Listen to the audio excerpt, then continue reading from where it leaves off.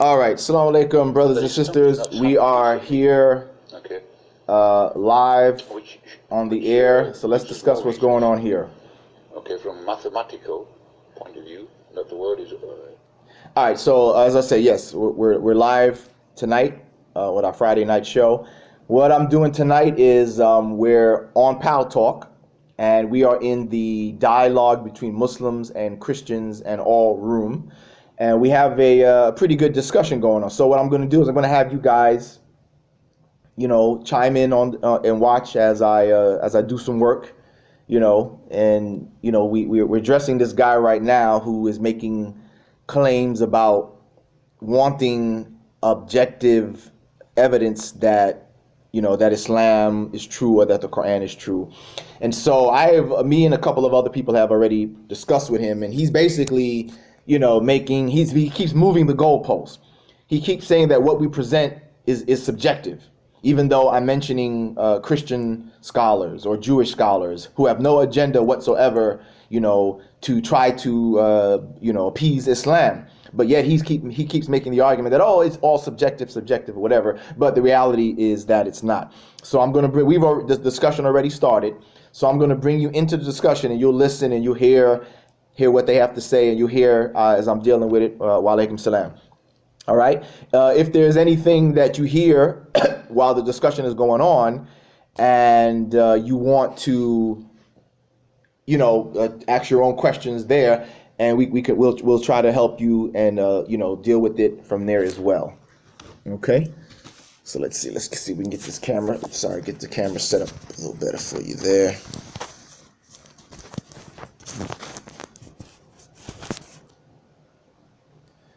All right, how's that? That good? Okay, hopefully it won't fall over, but if it does, we'll deal with it. Wa alaikum salam. Thanks for joining us tonight. So as I said, I'm on. If you want to join in on the Pal Talk room, you can do that also. All right. If you want to join in on the Pal Talk room, you can do that also. All right. Again, it's on Pal Talk. The room is in the human rights section. No, excuse me, social issues section, right? Under human rights. And then you would go to, you'll see the room dialogue between Muslims and Christians and all right? So let's go ahead and go back into the room and listen to what they're talking about. That's right. Okay? Right. Now listen to this very carefully. Okay? Nightlight. Listen to this very carefully. You take a chart, and at the bottom you go across 114. You draw, at the bottom 114 lines, each one representing. Okay. What I'll do then, I'll just kind of wait till the guy who we're discussing with comes back on the mic so you can hear what they have to say, and then I'll address it and talk with him right there, and we'll do it like that. In the meantime, have you guys had a chance? Did you have a chance to see the last show where we talked about the imam, the so-called imam from Australia, Tawhidi, and his what appears to be the Muslim version of an Uncle Tom type activity, where he's working for the bigots in Australia by speaking against Muslims, downing Muslims and speaking bad about Muslims. He's agreeing with the bigotry and the bans and all the stuff like that. Clearly, Uncle Tom type work. If you're familiar with Uncle Tom or the house Negro concept of Malcolm X, this is a concept of, well, in that time it meant, back in the time of Malcolm X and Martin Luther King, etc., when here in America, Black Americans were fighting for civil rights to stop the racism, the blatant legal racism that was taking place against Black Americans. And so what they would have is what Malcolm X coined the house Negro, or the Uncle Tom, or the sellout, who was a Black person, Black American, who would work against the efforts of the Black people in America trying to get equal rights and fair treatment. So they would have these Black people who would work against them, who would agree with the white racists and the bigots, who would speak bad of black people and who would say that, yeah, Martin Luther King, he's just a troublemaker, and Malcolm X is no good, and you know, black people shouldn't be trying to, you know, seek voting rights, and you know, they shouldn't be trying to integrate and all this stuff like that. And of course, this was the talking points of the bigots. And so this is basically what this Tawhidi is doing. He's basically doing the Muslim version of that, right? Hey, what's up? He's doing the Muslim version of that. He's a Muslim, supposedly, but he's speaking ill of fellow Muslims, right? Instead of joining the Muslims and seeking the end and the stop of discrimination, he's joining in with the bigots against fellow Muslims, saying that, yeah, the Muslims are a bunch of radicals. Yeah, they are troublemakers. Yeah, they are trying to take over. You know, repeating the paranoia and the false propaganda claims that the bigots have used to demonize Muslims. So he's saying these things in agreement with these people. And of course, we know, you know, it's not true, it's false, but this is what they do so they can get it right. They get paid, you know, they get paid by these bigots. And that's what the sellout is. That's what the sellout does. And that's what all of these, he's not the only one. You know, we've had many of them over the years, as I mentioned the other time. We have the Ayan Hersey, the Walid Shubats, you know, and yes, they do get paid very well. They get paid very well, you know, to sell out their own people and talk bad about them, and you know, give you know, help the bigots and the racists justify their bigotry. But for those who are aware and have their eyes open, you know, you won't fall for that. You know what I mean? You won't fall for that trick. But let's see. Let's go back into the room and let's see what they're talking about. Let's see. Real. Okay, in his last year of life. Okay, during the month. Okay, the person that you hear talking, that's a fellow Muslim who is also addressing, who's also addressing this person. Wa alaikum salam. Wa alaikum salam.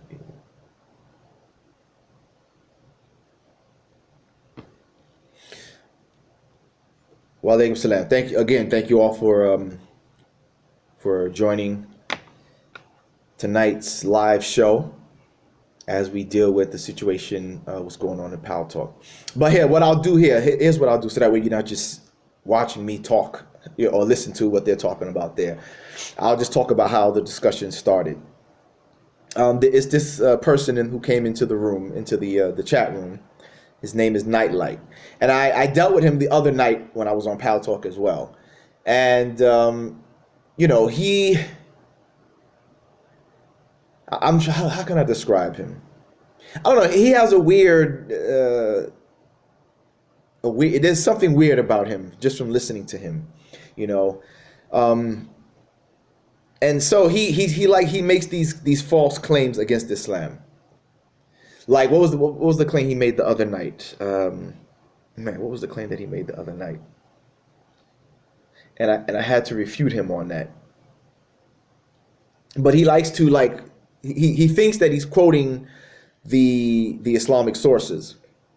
But then he quotes it, but then he gives like his own interpretation to it. He ignores the Muslim, you know, commentary or the Muslim understanding of these things, and he gives his own spin on it, which of course is negative. It's you know, this is, and he's not the only one. I've seen this over the years since I've been, you know, involved in this, that I noticed that he's not the only one who does this. A lot of them seem to do. They seem to quote something from the Quran or from some other Islamic textbook or whatever, and then they will ignore the Muslim understanding of it, and they will give their own spin to it, right? They'll put their own spin on it and ignore the Islamic, you know, the Islamic thing on it. So let me see, what's an example? I think I recall that he brought up, you probably heard this one, where he brought up the the claim that Muhammad said that black people were raising heads, right? I'm sure you've heard that one over the years, right? And so I said, well, show me where Muhammad said that. Show us where Muhammad said that, right? So he pasted the hadith in the text. And of course, when you read it, it doesn't say that, oh, Muhammad says black people are a bunch of raisin heads. It doesn't say that. In fact, it doesn't even say black people, right? It says, if your leader if a man becomes your leader, who's an Ethiopian, whose head is like a raisin, you should listen and obey him, right? So I said, okay, where does it say what you say? Where does it say black people are raisins' heads? Because that's how they quote it. They quote it as if Muhammad just out of nowhere allegedly just said, oh, you know what? Black people are raisin heads. That's how they quote it. They don't quote the rest of it.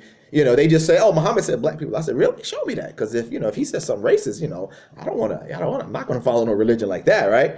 But when they bring it, you look at it, he's like, okay, where does it say what you said? Where does it say that Muhammad said, just point blank, you know what, black people are raisin heads? Where does it say that? It doesn't say that. So this is what I'm saying, is that they give their own spin on it, right? When you read it, it doesn't say that. In fact, you can look at it as a statement against nationalism or racism, because he's talking to his followers, right? Which is supposed to be the understanding of it, and he's telling them, which was predominantly Arabs, right, that if a man from another nation, in this case particularly Ethiopia, was to become your leader, you should obey him, right? He didn't say like how they say in other places, like, other people, like, no, your leader can only be another person from your tribe. No, the leader can only be another person of your race or whatever, right? So when you look at it, it's dispelling and condemning racism. But they quote it as if the interpretation is, oh, look, he said something racist. So that's an example of, what he had done that night. He said a few other things too, misrepresenting what the Quran says. But so he's back again tonight, and he's at it again, but this time he's at it with some new claims. So, all right. So, but yeah, we talked about Tawhidi the other night. Oh, here he is, guys. He's up. So let's take a listen to what he has to say. Well, I can tell you what. I thought he was up. Looks like. Oh. And we'll leave the mic for somebody else. Oh, mic is yours, Brother Lisa. He got dotted. Okay, he got dotted. I don't know what happened. Yeah, assalamu alaikum. Seriously, I just think that Nightlight, he doesn't really want to, talk about something more meaningful. I think his objective is to kind of just, I don't know, man, just kind of stir the pot, because if he really understood what, like Mr. Islam was saying, and Islamic Braveheart, people could accept, truth, doesn't mean that they have to, now become a Muslim or anything of that nature. But if he just would understand where Mr. Islam is coming from, I mean, Mr. Islam, he might not have said it before, but he's debated all these people that, he was talking about, like David Wood, James White, Nabeel Qureshi, like all these people, just listen to the arguments and you would see that the Christian position, everything that, this guy was, Nightlight was talking about, almost every debater, answers these questions. Muslim debaters answer those questions. Okay. So somebody was asking, what's the topic for tonight? Well, right now, what I did is I'm bringing you guys into to see how I operate when I'm dealing with the discussions here and the dialogues and sometimes debates here on Pal Talk. So I'm just kind of bringing you guys in so you can hear and listen. But like I said, we the topic is pretty much open tonight. If you guys, whatever you want to bring up, we can talk about it. He said, what do you think the future of Muslims in America will be, especially in the Trump era? Well, first of all, Muslims are here. You know what I mean? Muslims are here. There are many Muslims who are American citizens born here who are Muslims. So Muslims are going to be here. That, that's not, I don't think that's going to change. Muslims are going to be here. And what's the future going to be? Well, what's good is that there are people in America who are not Muslim who have stood up and challenged the anti-Muslim bigotry, right? They challenged the anti-Muslim bigotry. They've challenged the anti-immigrant thing. They've challenged the anti-black, stuff as well. So with that being said, that the future of Muslims in America, it's going to be what? There may be issues. There may be, continued incidents of discrimination, and bigotry and things like that. But I think overall, the future of Muslims in America will still be well. It'll still be well, inshallah, because of those things, because of the good people, the good non-Muslims in America who are not going along with the bigotry. There have even been judges who have challenged the ban on Muslims traveling to America and stuff like that. You see what I'm saying? So with people like that, I think that will, that can let us know that, inshallah, things can still turn out okay. What was that about the black flags? Black flags of Islam all over the world. That's the What's your view on that Zionist bigot Ben Shapiro? Yeah, well, I've seen in the last few weeks, I've seen on some stuff on him, basically from a brother by the name of Tariq Nasheed, who deals a lot with the racism in American society, and he had exposed some things about Ben Shapiro, how he uses a lot of the alt-right white nationalist talking points. So yeah, and so what I've seen from him is that he does do that. And that's what you guys got to look for, is that you have the different how can I put it, different levels or different ways that the white supremacists operate.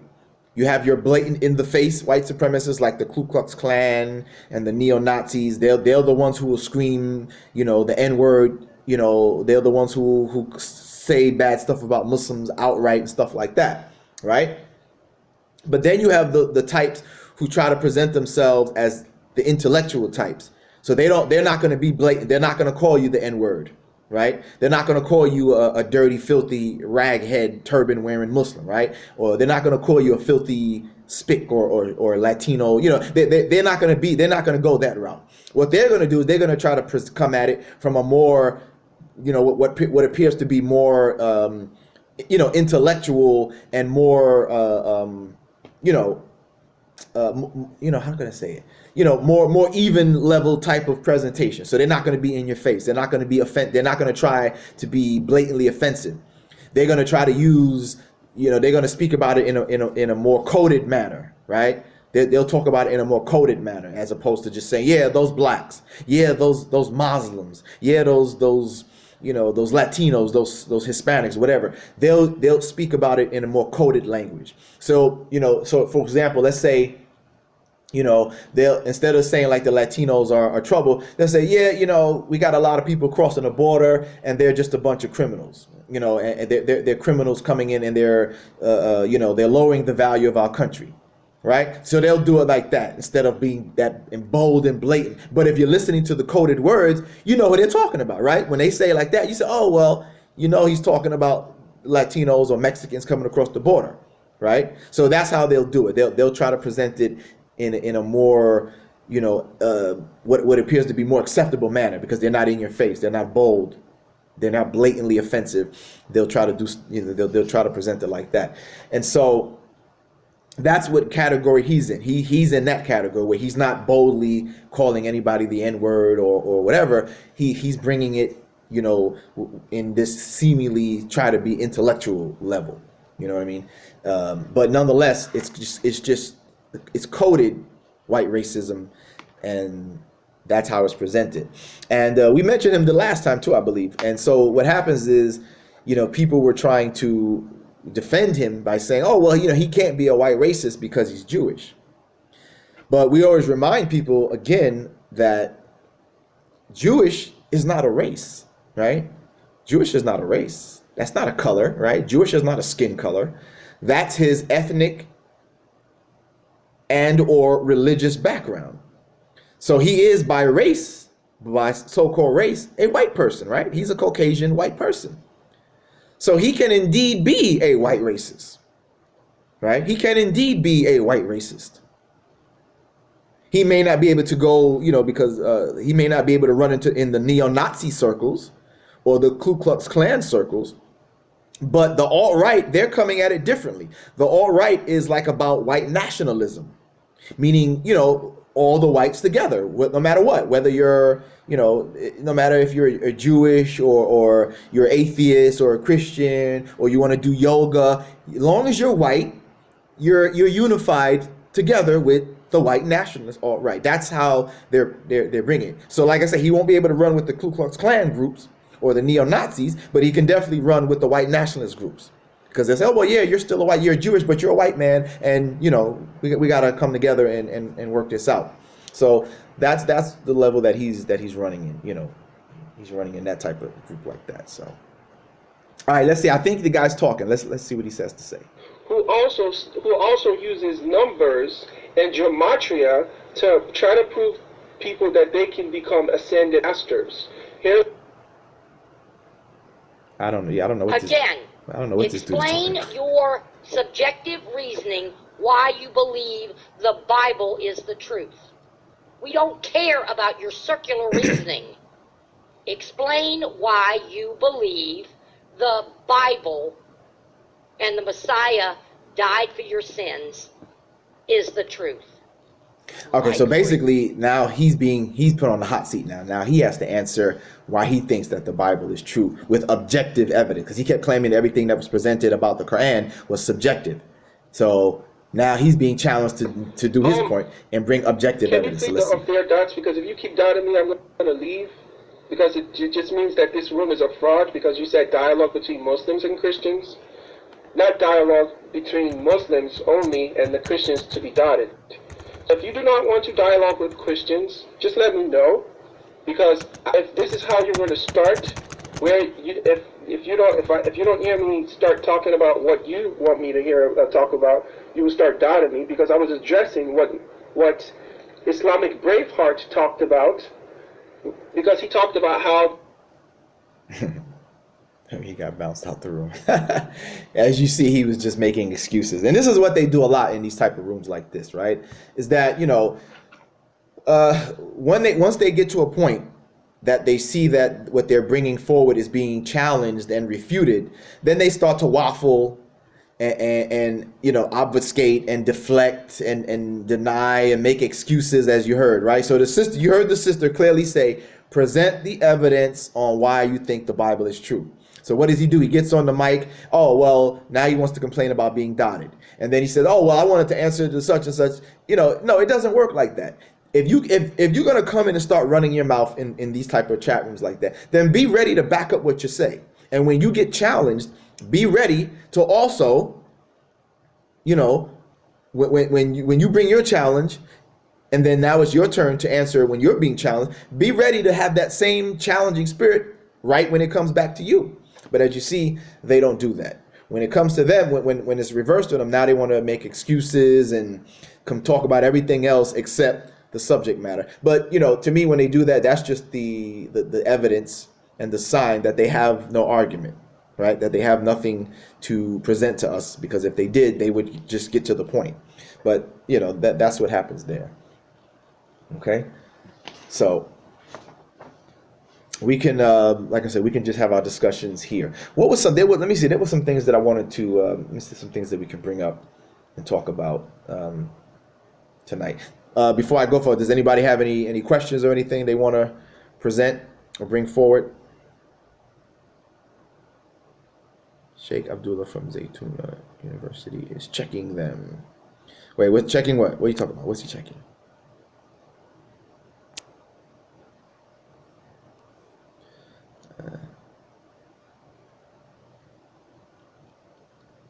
Did I miss something? I might have missed something. Okay. When is Jesus coming back? Well, as you know, there's no, there's nobody knows. The convert to Islam guy, false claim. Oh, that's a good thing. Yeah, that's a good one. Yeah, I haven't seen anything from him lately. You know what I mean? I haven't seen anything from him lately. But you know what? I'm glad you brought that. That's a good thing, because when I first saw that he made this switch, right? When I first saw that he made this switch, it to me, like when I watch his videos, to be honest with you, it seems like he's acting. You know what I mean? It really seems like he's putting on an act. Because I used to watch his videos when he was still claiming to be Muslim, and he had some pretty good arguments. He refuted a lot of the false claims against Islam. So to hear him how he now flip-flopped and is now repeating those arguments that he had already refuted himself, it seems strange. But the videos that I've seen of him, it seems like he's really putting on an act. Like, you know what I mean? It doesn't seem real. You know what I mean? It doesn't seem real. It doesn't seem sincere. It seems like he's putting on an act.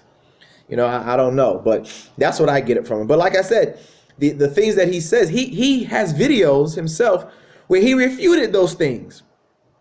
You know what I mean? It's funny because he has videos refuting those very things, right? He refuted his, so if you go back, I don't know if he deleted his videos, but if you go back to his old videos, many of his older videos, he presented good evidence to refute the claims that he is now repeating as if they are legitimate arguments. His videos, they were good videos. You know what I mean? He presented a lot of evidence that refuted those claims. So now he's acting like all of that. I guess I can only assume that he's acting like all those videos and all that evidence that he presented is not there anymore. And now he's repeating those arguments as if they are legitimate arguments when he himself refuted them. That's what's very, what I find very strange about it. Like imagine myself, like imagine me. Let's use me as an example, because it would be like the same thing. Let's say that that happened to me. Like I said, you know what? I'm not a Muslim anymore. Islam is an evil religion. Islam is violent and blah blah blah. And then you go back to my old videos and you're like, but Mr. Islam, you have videos refuting that. And you presented clear evidence that it's not. It would be like that. That's exactly what he's doing. So it would be the same thing as if I had done that myself. And then I start saying, yeah, Islam is violent. Yeah, the Quran does teach it. And then you guys go, but Mr. Islam, that video you made back in, August of 2012, where you present evidence that clearly proves that Islam is not a violent religion. What do you got? You know what I'm saying? It would be like that. It just wouldn't follow unless I was being paid, right? Maybe, unless I was being paid to do that kind of stuff. Because I can't logically see how a person could do that. How could you be presenting strong arguments and evidence and then turn around years later and act like, oh, none of that mattered? Now all of a sudden, you know what I mean? It's just weird. It's just weird. So who knows? I don't know what's going on. Of course, we see the act going on where he's. It's because it's funny. Even when he asks them for money, it seems like it's an act that he's putting on. You know what I mean? Even when he asks them for money, because that's what he's doing right now. He's saying, "Help me, donate to help me expose Islam. Donate, to help me expose Islam." So I'm like, so it's like, so is he playing the game? Is he trying to get? We talked about that on the show 2 shows ago, where we talked about the Islamophobia industry and how it's very lucrative. You can make a lot of money by being an anti-Muslim bigot, right? We talked about that. And so I'm wondering, is he doing that? Is he putting on an act so he can get paid, so he can, I mean, I was thinking, like, what, imagine, like, I mean, of course I'm just daydreaming, but like, what if, like, in a little while he all of a sudden turns back around and says, guess what? This was all an act. I did this to prove that the Islamophobia industry pays people. Imagine if he did that one day. Imagine if he comes out one day and is like, hey, this is all an act. I still really believe in Islam, and I only did this to prove that I could make money off of acting like I don't know. You know what I mean? Sheikh Abdullah Ali videos regarding his rebuttals, his scholarships. So are you saying there's a Sheikh Abdullah from Zaytuna Institute who has been refuting his videos? Is that what you're saying? Well, that's good. That's very good. That's good. Okay, well, that's good. That's very good. But like I said, I mean, I don't know if he, matter of fact, I should check and see if he did that. I should go to his channel and see, are any of his old videos still up? And maybe make a video where we show what he's saying now, right? And show, put them side by side. show his new videos where he's talking against Islam, and then put his old video next to it where he refutes himself and make it look like, look, he's refuting himself. He had refuted that argument. You know what I mean? Like maybe do some, that would be kind of interesting. I might have to see if I have some time to do that. But yeah, it's very interesting. Like I said, it's a lot of money can be made. You mentioned an article or study about Muslims being racialized. Yeah, let me see here. Let me see if I put yeah, I mentioned that before. I've mentioned that many times where people try to argue about, Muslims are not a race. Let's see.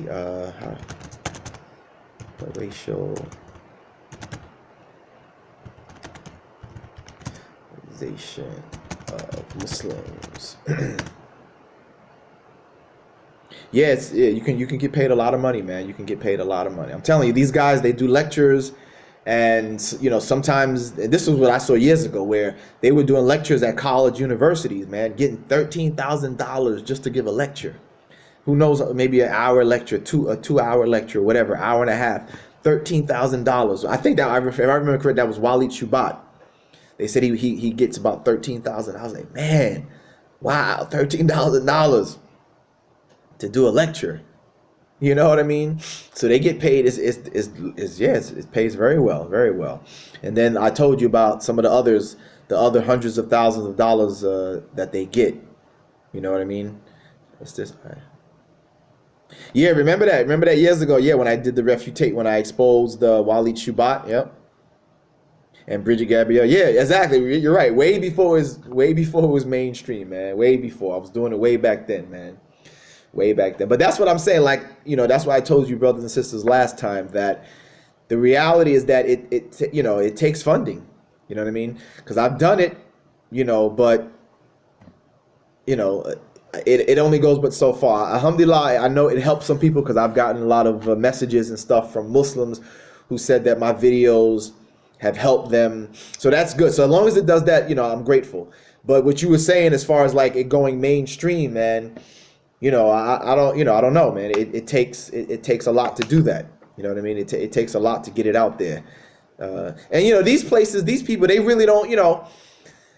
It seems like when I watch people who go on, Muslims that go on Fox News or whatever, like it seems like they don't really call on those who can argue good. You know what I'm saying? Like whenever they, it seems like they always put like a soft-spoken person that they can walk over on the TV. And that's what I tell people, that's part of your debate skills as well. How your appearance, you know what I mean? How you not, it's not just the argument, but it's also your delivery matters as well. Because when they put you on, if you go on Fox News or whatever, and if you don't present yourself in a firm manner, and you let Sean Hannity or Bill O'Reilly talk you down and walk over you, man, then to the people watching that, you look weak, right? You're right. It looks like you're weak, and it looks like you can't, you're not strong enough to make your argument. So it's all in your delivery. You have to make a strong and firm delivery. You can't let them bully you on TV, because if you want to get your point across, not only to the Muslims watching, but to the non-Muslims watching, you have to show that you are firm and strong, in your delivery, not just your knowledge of what you're speaking, but how you deliver it. You see, and you got to be able to deal, because they'll try to punk you, as they say, right? They'll try to punk you. They'll try to bully you, right? And so you have to be able to stand firm and not let that shake you off, and be able to give it right back to them. Let them see that, hey, you're not going to bully me on your show, or you're not going to talk me down. I'm going to talk strong right back to you. You see? So, and you let the non-Muslims see it, and the Muslims see it, and that's what makes an impact when people watch. Because if you look weak and meek, and you allow Bill O'Reilly or Hannity or whoever it is, whoever show you on, to walk over you, then it's not going to register well. Then everybody, the haters or those who are maybe neutral, they're not going to hear you out, because it looked like you were weak. So your delivery is important as well. Of course, you got to know what you're talking about as well. You definitely got to know what you're talking about. You got to know what you're talking about, but your delivery also has to be strong and firm as well. So as I was saying, though, is that, like the brother was saying, that it's $1 million industry. Exactly. It's $1 million industry. And the people who are supporting it they're putting money into it. They're putting money into it. And that's why they're able to get the word around. And here we are, myself and the other brothers and sisters who try to, refute them and whatever. Here we are, we're like on YouTube and Facebook and Twitter and all these things like that. But these guys have national appeal, right? They have national appeal because they're being promoted. So as I've said the last show, and I said it before, we as Muslims, we need to do the same thing.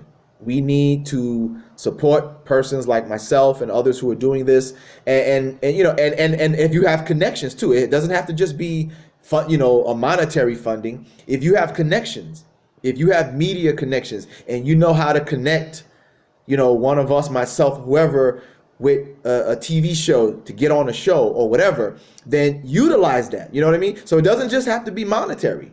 If you have connections, if you know how to get people connected to journalists, or if you know a journalist, say, hey, call brother Mr. Islam. He can answer that. He can deal with that. He's a debater. Whatever. Or brother so and so, or sister so and so. You need to utilize that as well. Whatever avenues you work in. If you can get journalist connections, TV show producer connections, directors, whatever. So it doesn't have to just be monetary funding. You know what I mean? Whatever connections and have, if you know how to utilize them to get us and those like myself and others who are working to do this work, we need that as well. You know what I mean? We need that as well. You know what I'm saying? Developing whatever, man. If you're developing news sites, websites, channels, we have to start to do the same thing like the Christians do it. You know what I mean? Not only, they have their own TV shows. They have their own TV channels, right? Christian Broadcast Network. What's that other one? Aramaic, the ABN. They have this, right? TBN, Trinity Broadcasting. These are Christian TV stations, Christian radio stations. They have this, and the Muslims are trying. Don't get me wrong. Muslims are trying to do some work, but it doesn't appear that we are on the same level that they are. And it's not like we don't have the ability to do it. It's not like we don't have the funds to do it. You know what I mean? Muslims around the world, we have some, we have wealth where we could do these things.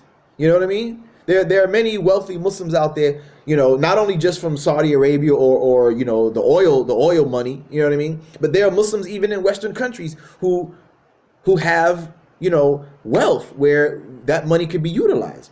You know what I mean? Many Muslims in the West, they say many Muslims in the West are, they're doctors, right? They're doctors, they're pharmacists, they are,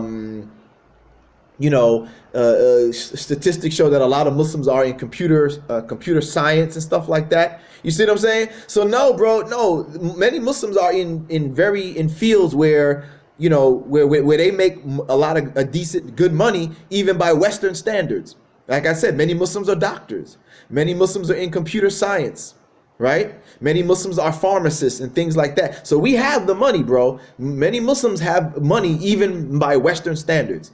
Even by Western standards, there are many Muslims who live in the West who have jobs that the West considers very affluent jobs. Right, where they make affluent money, and so we gotta pool it, man. That's what it takes. It takes funding to do these things. So we have to go beyond just my YouTube live, right? That's my budget.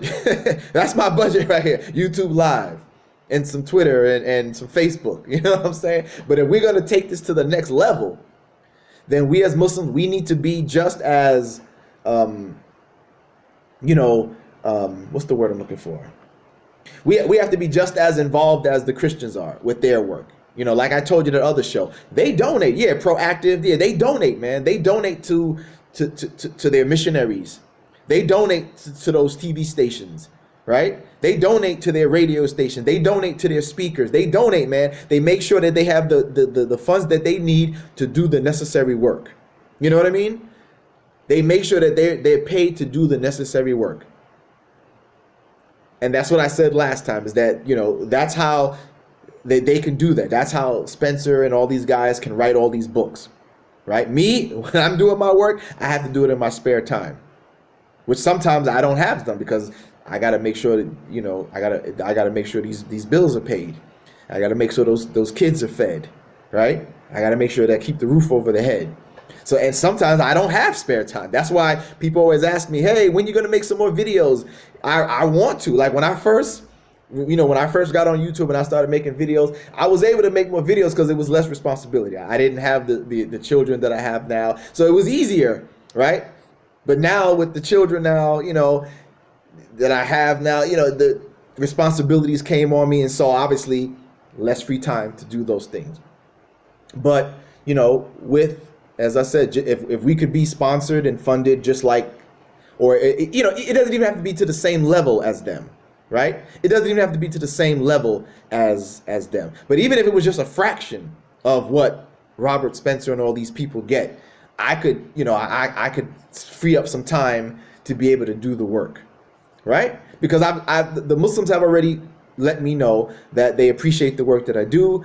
You know, I've gotten, you know, the okay from Muslims that, yeah, you know, you're doing good work and the work is appreciated. And so, you know, if we're gonna be able to counter them at some, you know, decent level, you know, that's what needs to be done. You know, that's what just really needs to be done. You know what I'm saying? So with that said, I know I say this all the time, or at least on the last several shows. But again, a reminder: with that being said, if you do want to donate, you have an option to donate right here, right? You have an option to donate here, right on YouTube Live. I think it's on your screen where it shows the chat. You can do a super chat, and you can donate an amount there. If you want to do it another way, on my channel, there's a link to my website, right? The Case for Islam. Just go to on the button, you know, the board on where it shows you like the different features of the website. The one that says more, and it'll see a drop down menu where it says donate, and you can donate this. You can either donate there, which you can donate through PayPal, or you can donate right here on YouTube Live with the super chat option. Okay. Now let's see. I just saw a question. What's the question here? The question is, can you explain the hadith about women being deficient? Okay, let's see. Let's do that. I'm just gonna get my notes real quick. All right, so let's see here.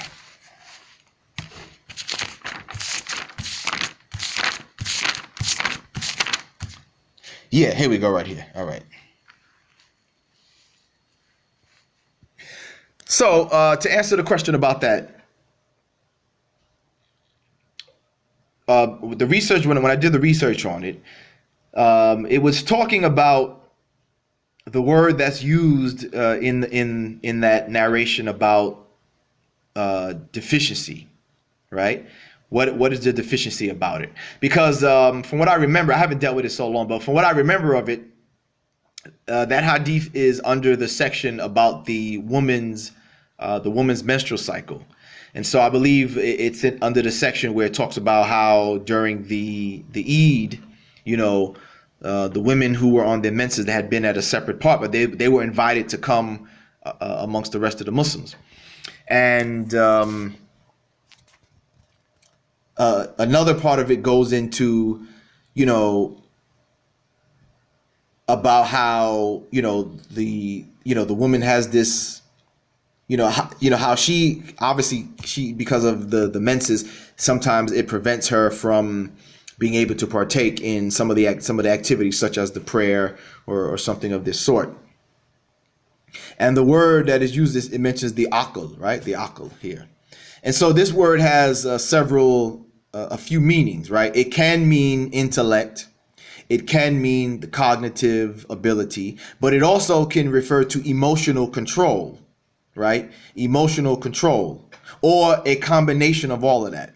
And so from what I read was that because this narration is under the section of the woman's menstrual cycle, that's what it's referring to. It's not referring to that a woman is mentally, deficient or, intellectually inferior or anything of this sort, but it's referring to the emotional control and dealing under that situation when the woman is on her menstrual cycle. If you're familiar with PMS, right? You're familiar with PMS, right? You're familiar with PMS, right? So where a lot of, not a lot, but where some women have, when they have premenstrual syndrome, that they're irritable, right? Cranky, they say you know grumpy or irritable or uncomfortable or whatever, and so it's been pointed out that that's what that was referring to. Not necessarily that women are intellectually inferior or mentally inferior, but since one of the meanings of this word deals with emotional control, that's what it is referring to. The emotional control of the women. Of course, we always hear it a lot that women are emotional, right? Women are more emotional than men. So that's how I look at the explanation. Right, exactly. Yes, there you go. Right. See, it was talking about the Eid prayer. Right. It was talking about the Eid prayer. Right. You see, and the women, some of the women were on the side because because of their menstrual cycle, and so this narration is under the categorization of all the narrations that deal with the menstrual cycle, right? It's under the category. It falls under the category of narrations that deal with the menstrual cycle, and so that's what was said from what I researched is supposed to be the understanding of it, that it's dealing with meaning that the woman's the emotional issues that women have on their menstrual cycle, not their mental or intellectual capabilities, but the menstrual issues, the hormonal or emotional issues that some women go through when they're on their menstrual cycle. Again, what they call here in the West PMS. All right, so that's the explanation that I would give for it based upon what I researched. All right, so there you have it.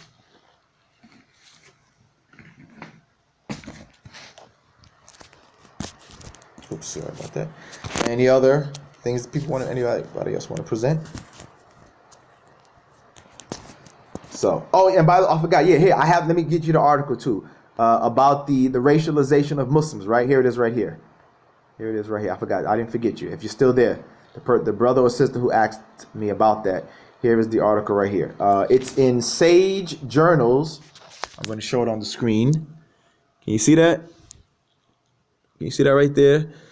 Sage Journals, The Racialization of Muslims, Empirical Studies of Islamophobia, right?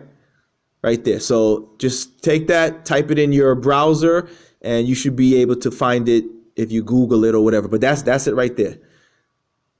Critical Sociology, from Sage Journals, right? The Racialization of Muslims, Empirical Studies of Islamophobia, research article. It looks like the full article is a PDF. But here, I'll read. Let's read a little bit. I'm gonna read a little bit to you. All right, about the racialization of Muslims. So it says that the racialization is a concept that is theoretically underdeveloped. Although there has been an increased interest in Islamophobia since 9/11, it is very, very rarely discussed as racial in its nature. In its nature. In this special issue on Islamophobia and the racialization of Muslims, scholars connect racism to Islamophobia. And now remember, that's what I said this before.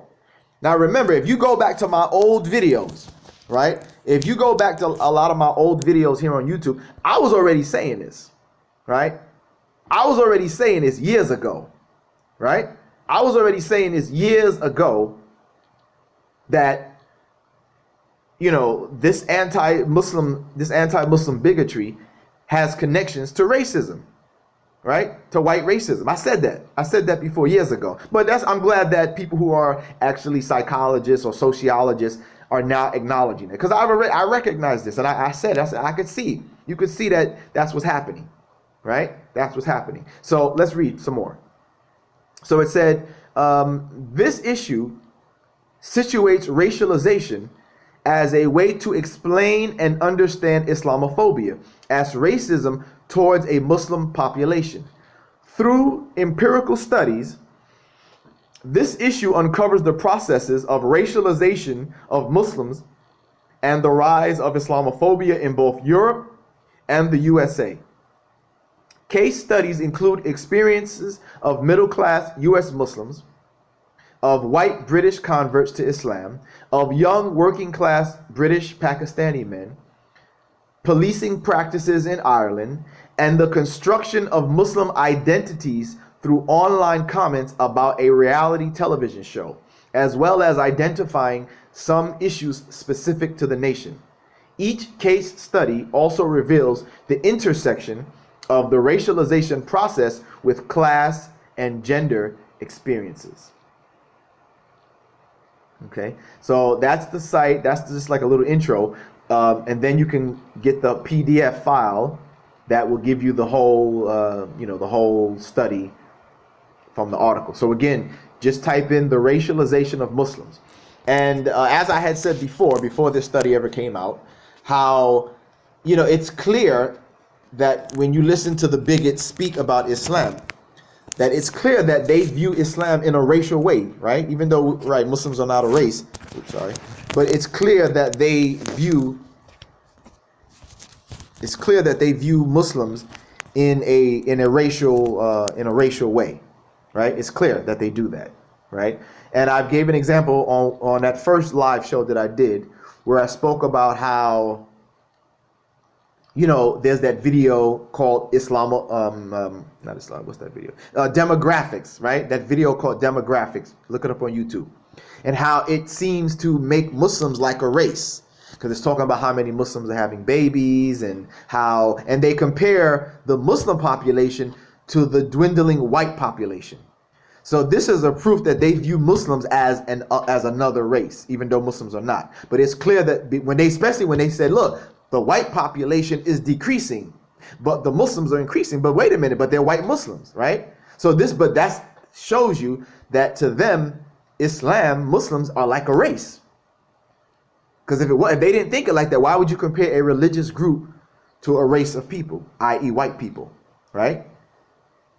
You can't compare a religious group to a group of white people, to a race of people, white people, unless you think Muslims are another race. So the only way you could feel that way is that, when you're talking about having babies and all of that, is that you think that you view Muslims as a race. So, that's the thing there, that they clearly see Muslims, as a race. Still, I'm trying to see the text here. What was this here? I keep seeing Christians on YouTube saying Crusades were a response to Islam. Is this because Crusades were Europeans? Yeah, I've dealt with that claim as well about the Crusades, right? Again, if you go back to my old videos, matter of fact, probably one of my first YouTube videos. If you go to my channel and go to my first video, it was actually I was addressing Wafa Sultan, and I believe she had brought that up. But I showed that no, the Crusades were not a response to Islam, because before Islam, Constantine, right, the Christian emperor Constantine, claims that he had a vision of a cross in the sky. This was before Islam. And in the vision that he saw, he said that it said under the vision of the cross, in English I'm translating, in this sign you shall conquer. So they had already, so the idea of a conquering Christian, nation or army or whatever was already born right there. It was already born right there. Once he said that, and he saw it in the vision that in the symbol of the cross you shall go forth and conquer in the sign of the cross, that was already Crusades. Right now, the Crusades that fought against Muslims didn't start yet, but that mentality was already there. So no, it wasn't a response to Islam, And I also argue that it wasn't a response to Islam because they killed Jews. The Crusaders killed Jews when they started the fight. They killed Jews. They also killed Middle Eastern Christians. So to me, that's a proof that it wasn't a response to Islam. It was white racist aggression, right? Under the guise of Christianity, right? Under the guise of Christianity. But nonetheless, it was still white supremacy at work. Why I say that? Because again, they killed Middle Eastern Christians. They didn't look at the Middle Eastern Christians as their brothers, right? They didn't look at the Middle Eastern Christians and say, oh, you know what? Those are our brothers from the Middle East who are Christian. No, they killed them too. They killed Middle Eastern Christians along with Muslims, along with Jews. So this is a proof that it wasn't a response to Islam. Because if it was, they would have just said, okay, look, we're just here to kill the Muslims. You Jews, you're okay. You Middle Eastern Christians, you're okay. We just want them. We just want the Muslims, right? You guys are all right. Don't worry about it. We're just going to kill the Muslims. But no, they killed Muslims, Middle Eastern Christians, and Jews. And the fact that they killed Middle Eastern Christians is, to me, the proof that this was about white racism, that they didn't consider the Middle Eastern Christians as their brothers and sisters, right? They didn't consider them as their brothers and sisters. Now, what you mentioned there of them killing Christians in Europe, that was later. That was when they started having the fights between the Protestants and the Catholics. Then they started fighting each other. Now, that was different. That was about a power grab. That was about who was going to be in power. These people who have this particular perspective of Christianity, or we the Catholics, are we going to stay in power? That was that about. They also fought the Eastern Orthodox Church as well. That was another conflict. But again, that was about power amongst themselves, right? Who was going to be the power headquarters in Europe? Was it going to be the Protestants, the Catholics?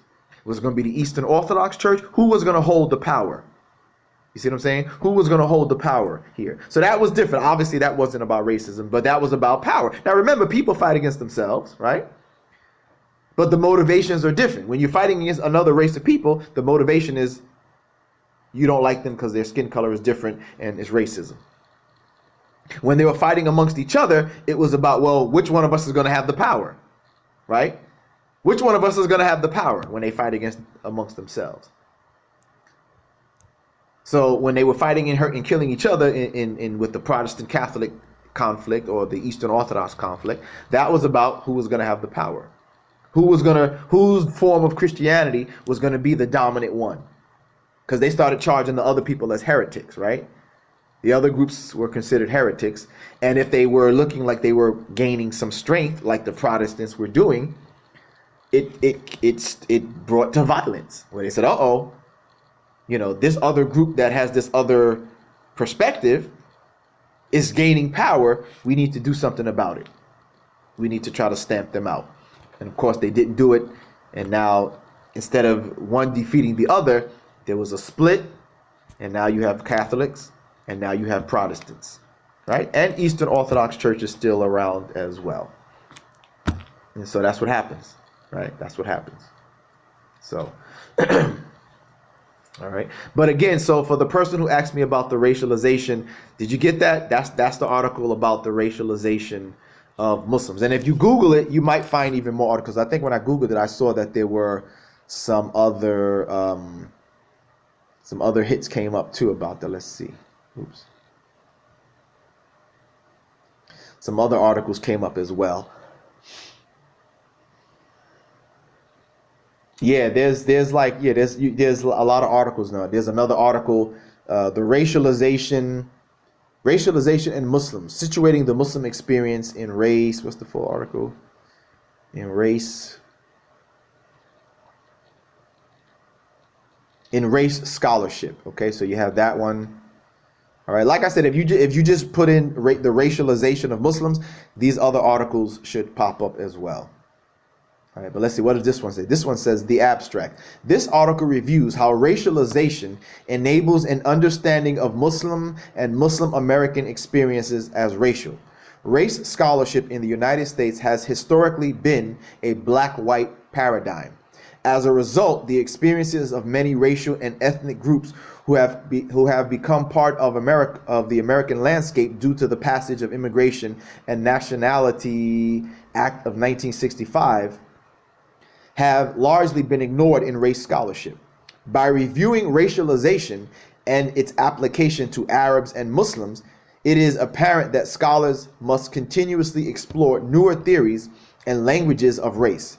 Racialization not only provides a way to understand the fluidity of race and racism, but it also contributes to the advancement of race scholarship by reflecting on the current contextual influences on race. So you have that one about, about the racialization as well. And then you can read the full article. They give you access to read the full article. Let's see what this one, the Islamophobia election, how Muslim became a racial. This is from a website called Religion Dispatches. Let's see what that one says. Religion Dispatches. It says, hey, can you see that? Can y'all see that? See the article? That's the article right there. Okay. So, Islamophobia, the Islamophobia election, how Muslim became a racial identity. All right. So I'm gonna have to bookmark that one. That's a good one I can use, when you want to discuss, when people bring it up, because that's their argument. Oh, Muslims are not a race. When you point out to them that they're basically speaking about Muslims like we're a race. They say, oh, Muslims are not a race. I say, yeah, we're not, but Muslims have been racialized. And then I tell them about that study. All right, but here's an article you can use about how Muslims have been, basically racialized. Right? So right there they say Islam isn't a racial group, but here in the United States of 2016, Muslims are often treated as if they are part of a single fundamental category endowed with certain essential and inborn characteristics. That construction of Muslimness seemed closely related to the construction of racial categories. Scholars call this process racialization. And while the term is contested, there is certainly evidence that Muslimness in the United States is constructed as a kind of racial category, no matter how incoherent the construction may seem. And again, like I said, I've been saying this for years already, right? Like I said, go back to my videos. Go back to some of my earlier videos, and I was already saying that I had already recognized that the anti-Muslim bigotry that we see is like a type of racism, right? I always said, and I've said this, that it's more than just that they don't like the religious teachings of Islam. It's bigger than that. It's more than just that we're against Islam because we don't like the things that Islam teaches. No, it's bigger than that. There's a racist component in this. Is that, and I said again, I'm repeating myself from the other show, but that they see Islam as a challenge to white power and white supremacy. And I explained already how the ways that it are. Because as you see, Christianity was Europeanized, right? Whether they acknowledge it or not, the God of Christianity is, palatable. It's acceptable to the West. It doesn't pose a problem because the central figure is what? He looks like a Westerner, right? A European man. So that's acceptable for that religion to be dominant in Western society. Because look, yes, the man of the main central figure of this religion, he looks like a white man. Now that might not be historically true, but they've made him, he looks like a white man, right? And if they do decide to make an image of God, he also looks like a white man, right? You see the pictures of on the Sistine Chapel of Michelangelo, whatever, and God is depicted as a white man, an old white man with white hair, white beard, but he's a white man nonetheless. And of course, the Son of God is depicted as a white man as well. So that's acceptable. But then here comes this religion, Islam, where it has not been Europeanized, right? So it's not palatable to the Anglo white Western image.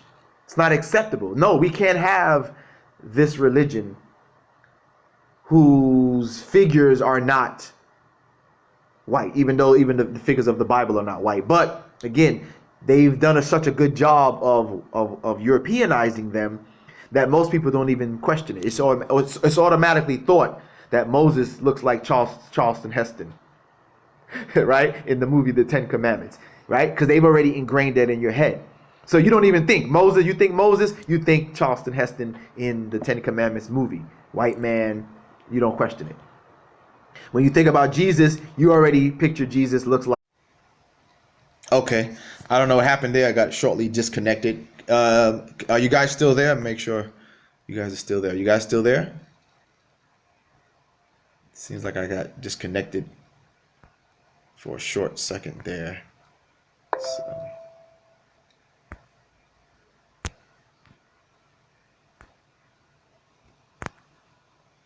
Are we still here? Are we still connected here? It looks like I am. The timer's still rolling. So let's continue. So yeah, so you understand what I'm saying?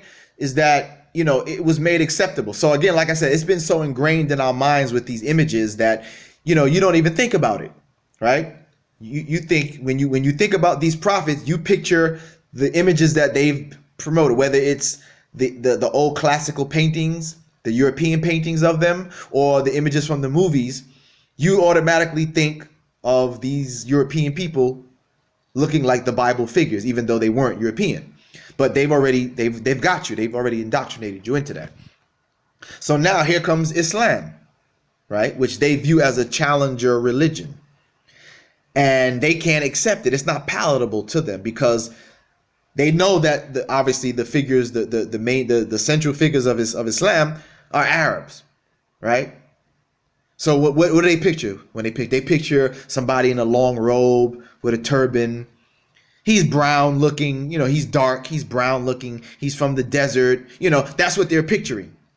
Whereas Jesus looks, you know, the Jesus that they give you, he looks like, you know, he's living well. He got his nice comb, straight blonde hair, his blue eyes, you know, pale skin. He doesn't look like he's been traveling, doesn't look like he's, you know, dusty or dirty.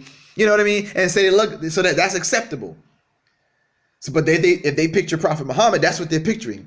They're picturing the same thing, the same indoctrination from the movies and images.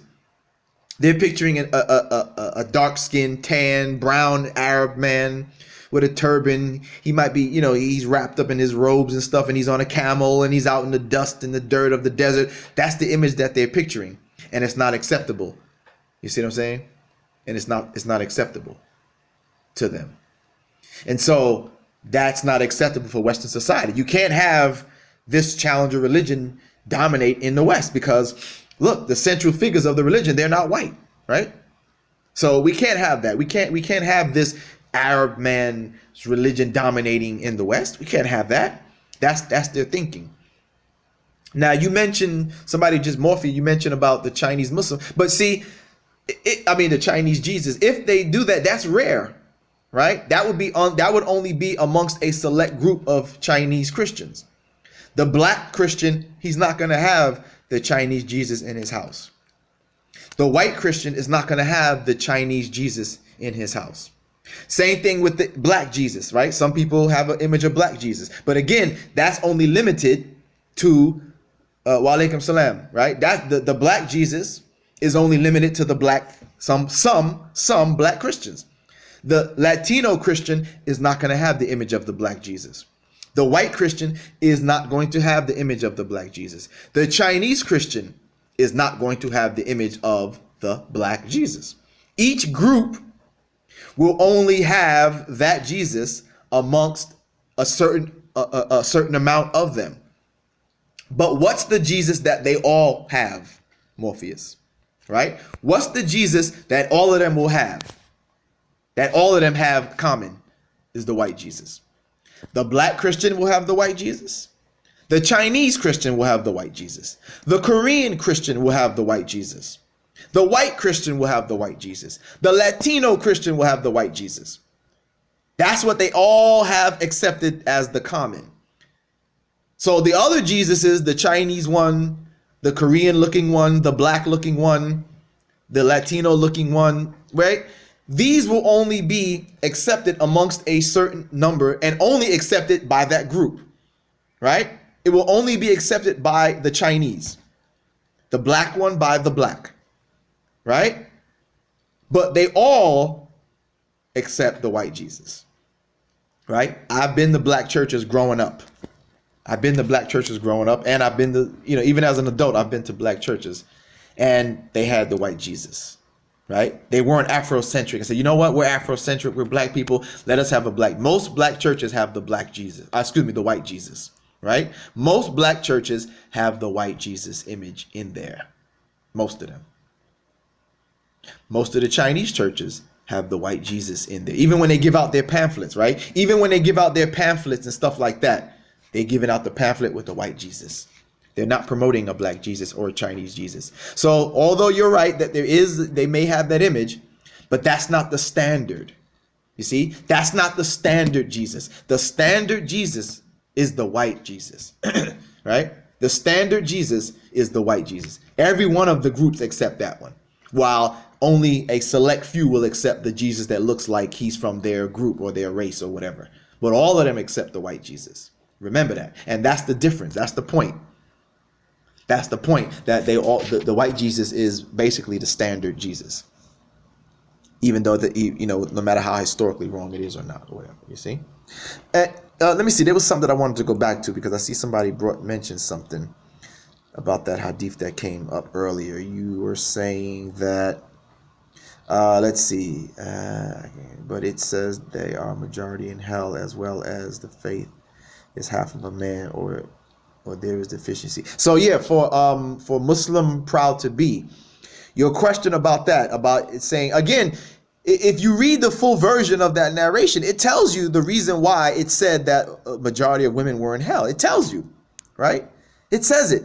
It says the reason why he saw that was because that the women were ungrateful to their husbands, right?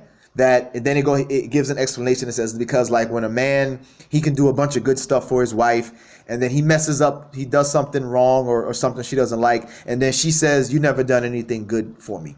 So it was explained. It's not like it says that the majority of the women are in hell because they're women, right? It doesn't say the majority of the women, the majority of people in hell were women just because they're women. Right? Just because they're women, just women, women are going to just be in hell the most. No, it gave an explanation for why he allegedly, why that hadith is saying that. Right? And then the thing about the half the religion thing, again, didn't explain, I believe it explained it as well. Right? Was because of the some of the limitations or prohibitions that a woman has, like, again, why? Because it was under the section of the menstrual cycle, that during the menstrual cycle the woman doesn't pray and stuff like that. So right, so it was talking about that. So and a lot of times non-Muslims use those narrations to try to make it seem like as if it was saying that just because women are women, that's the reason why those narrations are saying that. Right? That just because, there's no reason for it. It's just women, just because they're women, that's why they're in hell. Just because they're women, that's why they're deficient or whatever the case may be. But it explains it. It says it right there. If you read the whole thing, it explains it. You know what I'm saying? So all you gotta do is just read it and read. Or if you're looking at a small like a shorter version, then look for the extended version. Sometimes they only present half of it or a part of it, where there's an extended version of it that tells out everything and explains it. So a lot of times the explanation is right there. It says, it doesn't say that it was just because they're women. No reason just because women. No, it says because of a lot of them being ungrateful to their husbands. It gives the explanation. Okay, it gives the explanation. So I wanted to go back to that. All right. A black Jesus.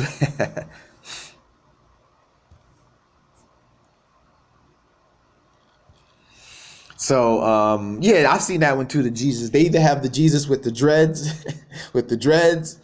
or there's just a black Jesus he has just long hair. They just took the white Jesus image and they made him black, and he has long black hair. But I've seen the one with the dreads too, where he has dreads and stuff like that as well. So, all right. Well, all right, brothers and sisters. We went over an hour, right? The show has gone over an hour. I again appreciate you guys for tuning in. Looks like we had a decent crowd going on tonight, and I appreciate that. All right. So like I said, we're gonna try to keep at least 2 shows a week, probably Wednesday. We'll definitely, like I said, like we'll keep the Friday show, right? We'll keep the Friday show. That'll be like the consistent regular time for the show, Fridays at 8 p.m. right, Eastern time. And then I'll do another show during the week. Like this week, I did a show on Wednesday. So we'll leave that show. We'll leave the second show kind of like random. It might be on a Wednesday. I might try to do it every Wednesday, or I'll do it like if something comes up, right? Like if something comes up, like say there's something in the news that happens, and we need to we can do like a random show like that. So if something comes up in the news, we'll do stuff like that. We'll do like a surprise show on the same day that the event happened, or the next day right after, or something, something like that. All right. So before I sign off, are there anybody else have anything else to say? Yeah. So what you do is you see where it shows the super chat. You just tap on it. I guess it'll tell you like whatever. It gives you an option like how much you want to donate, how much you want to support, like that, right? And then you just select the amount, type whatever message you want, and then you just send it, and then it'll pop up on the screen. So if you're gonna do that, do that now before we sign out. That's how the super chat works. So if you want to do that now, you can do that now while the show is still, because I think it only works while the show is live, right? Super chat only works while the show is live. So yeah, that's how it works. Yeah, you got a last question? Sure, go ahead, shoot.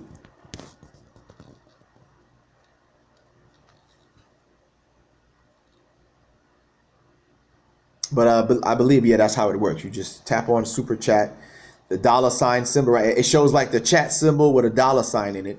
So you tap on that, you put, whatever, select your donation or your support amount, and then you press send like you're sending a text, and then it'll show up on the screen, and it shows that you made a contribution. So if you do that, greatly appreciate it. So let's see. Have you been in contact with Brother Akil? Brother Akil, wait, who's Brother Akil? Wait, do I know him?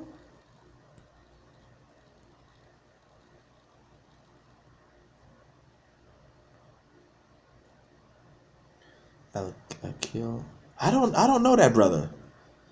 I don't know Brother Akil, so I guess I have to look him up and see. I don't think I know him. He's been chasing David Wood.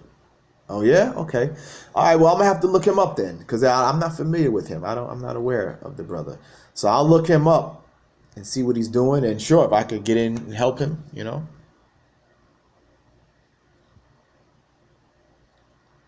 Okay, I'll stay on for a little longer. He got cut off while challenging him.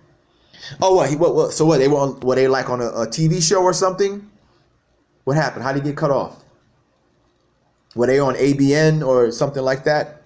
Were they like on a type of show? Is Radesh Shubuhat? Okay. I'll check him. Yeah, I'll definitely check him out.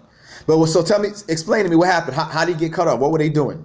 So okay, yeah. See, that's the other thing too. That's why, I prefer that if I'm going to be on a show, I prefer that they bring me in person, right? Because I tried it a couple of times, and that's what happens. See, when you're not on the show in person and you're doing it through like a live feed or whatever, all they got to do is cut you off. Right? They can cut your sound. Like I remember the first time I was on ABN. How many of you saw that video a couple of years ago? Right? When I was on ABN a couple of years ago, when it was me and that guy, what's his name? Kamal Salim, and I forgot the other person. Right? I was on that show. I was on ABN, and they do that, right? They cut your sound off, they cut your mic off or whatever. So here I am talking and trying to respond. Meanwhile, they cut my sound. So you couldn't hear, all you see is my mouth moving and me talking and everything, but they cut my sound off. And so that's why I was like, you know what? If I ever get invited, unless I can really trust the person or trust the channel, that I prefer to be in person. Because I remember years ago when, what's that guy's name? Christian Prince, right? There was that guy, appreciate that, Lola, yeah, thank you, subhanAllah, may Allah reward you. May Allah reward you greatly for that. I greatly appreciate that. So what was I saying? That I was on that show, right? And that's what they do. They cut you off. They cut your sound off. They don't let you respond and stuff like that, right? So sometime after that, I learned my lesson from that, and it was I don't know. Have you guys heard of that guy called Christian Prince? If you're familiar with Pal Talk, you're familiar with him, Christian Prince. So he made a challenge. He was saying that he wanted to debate any Muslim on his show or whatever. So I said, okay, I'll take the challenge. But I said, but it has to be in person. It has to be in person. Because I know how they operate. I said, if I'm going to do it, if I'm going to come on your show, it has to be face to face. I'll come on your show, but you got to bring me on your show in person. I want to be in the studio in front of your face talking to you. That way you can't do that. You won't be able to cut off my mic or cut off my video or anything like that. I'll be right there with you, and we're talking face to face. That way nobody can play games. Nobody will be able to shut me off or cut off my sound or my video or whatever. That's the only way I really do it. I said, or we can have a public debate, again, in person. We can have a public debate at a lecture hall or, someplace like that. But again, it'll be in person, face to face. You'll be there, I'll be there, and we'll do that. So either if you want me to come on your show and debate you, it has to be in person on your show. Bring me physically on your show, or we can set up a public debate at a lecture hall or a college or university or whatever, and we'll debate in person. Those are the only ways. Because like I said, with these other ways, because even on Pal Talk, he would do that. If you debate him in his room on Pal Talk, again, they have the ability to cut you off and block you and whatever. And, that's how it goes. So I was like, if it's going to be that way, it has to be in person, right? It has to be in person. So, but he didn't want to do that. As you can see, I never debated him in person because, and that's my strategy of dealing with people like that. See, because I don't want you to run, right? I don't want you to run. I don't want you to cut me off and then try to talk behind my back while you cut me off. No, I want to be face to face with you, so that way you're not going to be able to get away with that, right? I want to be face to face, so that way you can't get away with any of that. Because now I'm right there. You can't do it. You'll have to hear me out. You know what I mean? You have to hear what I have to say. You won't be able to cut me off. So that's what I prefer if it's going to be like that. Unless I can trust the person. But then again, you never know. So I'd have to give the person. But people that I know like him, that I know do that, I'll be like, nah, if it's going to be a debate, it has to be in person. Can't be none of that, live feed and you cut my sound, because I dealt with that with ABN. That's why I don't deal with them no more. They asked me a couple of years ago when I had that debate with Tony Costa in Detroit. If you ever seen that debate that I had with Tony Costa, they were filming that debate, but of course I was there in person live. So after the debate, they asked me if I wanted to come would I come on their show again. I was like, man, I don't know, I had a bad experience last time. And they were like, oh, that's different. I was like, whatever. But as you see, I didn't follow up on it because I'm not dealing with them no more. I see how they operate, and I'm just not, I'm not doing it. I'm not putting myself in that situation where you can, cut me off. I'm just not going to do it. If it's going to be a debate, then we come into battle. And I want to make sure that I can be the best that I can be. And if you're going to, have me on your show and you cut me off and all of that, then no, because that's how they play their game. And remember what I said at the beginning of the show, that's part of the delivery. See, so when they can cut you off and then start talking behind your back, that's part of their delivery. That's how they make themselves look better, right? That's how they make themselves look like they got one over on you. You say, oh, cut his mic off, and then they can say, oh, see, yeah, he's this, he's that, whatever. Meanwhile, I can't defend myself because you cut my mic off, right? Or you cut my video feed while you keep talking behind my back. And that's what they did that time I was on there. When I was on the show that time, that's exactly what they did. They cut my mic, and then the host of the show, I forgot her name. I can't remember her name. But while they cut my mic, then they start talking about me behind my back. Oh, why is he talking like that? Why is he this? Why is it? I'm like, see? And so I just said, so you know what? So what I did, I just cut it. I said, forget it. I cut the connection. I just signed off. I said, forget it. I said, that's it. Forget it. I'm not going to sit here while I can't defend myself and you're going to be talking behind me right while I'm right there. I'm right there, but I can't say nothing because they cut my mic and my feed because we were doing it over the internet. So I was at my house and they had allowed me to connect through the internet. So they cut my mic and my sound, and then the host is talking about me. Oh, why is he talking like that? Meanwhile, I had got insulted, right? I had got insulted. One of the other guys on the show insulted me.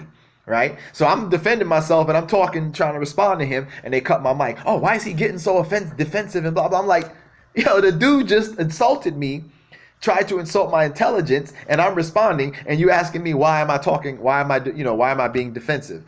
So I was like, you know what? Never again. I'm not gonna let you play me like that. So, that's why I make sure that if it's going to be done, it has to be done properly and right. And I want to make sure I have the access to do what I need to do.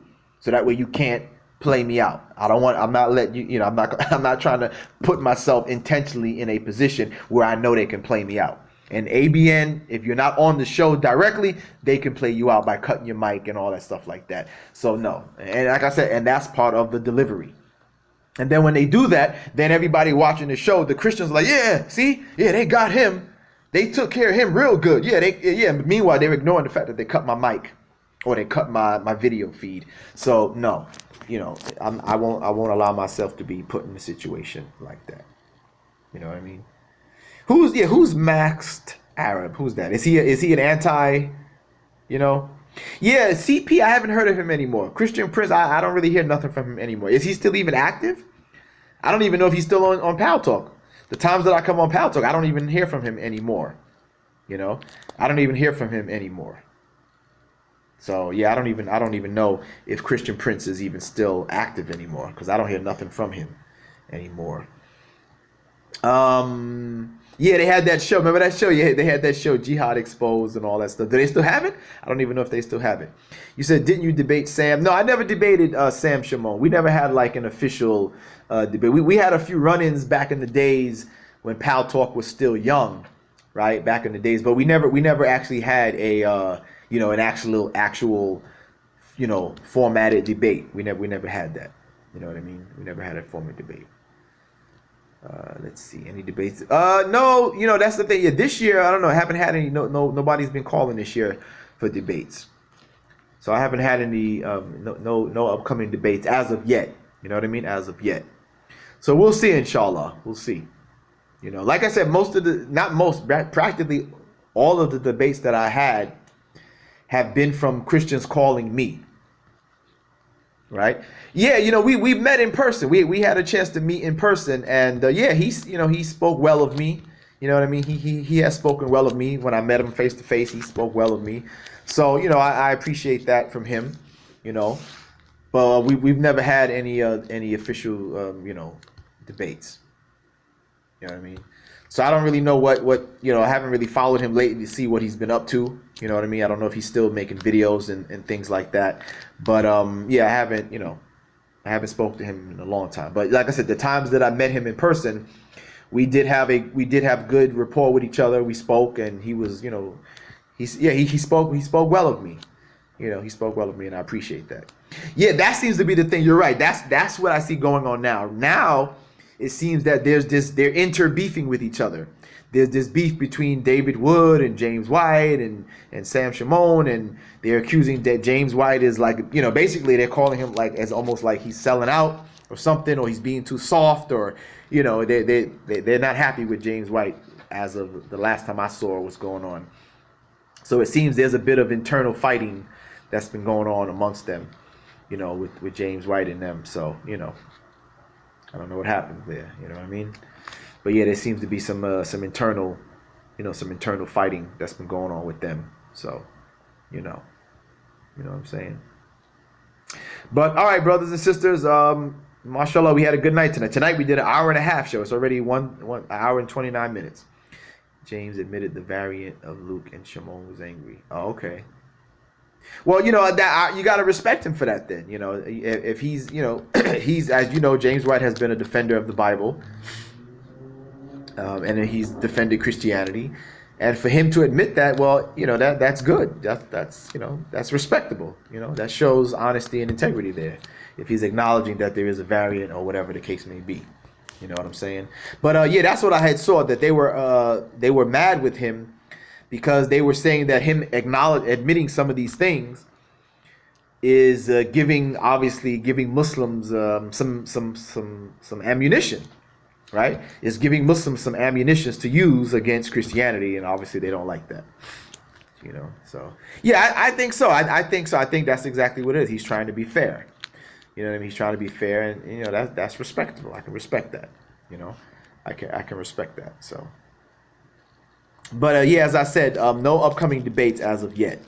No upcoming debates as of yet. I haven't had a call in a while, and like I said, most of the debates that I've had have been from Christians calling me.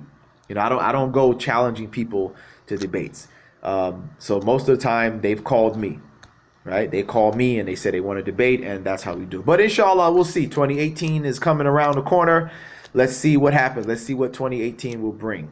You know, and what I've been looking to, somebody suggested this well, is that, you know, they would say it's time we got to start debating new people.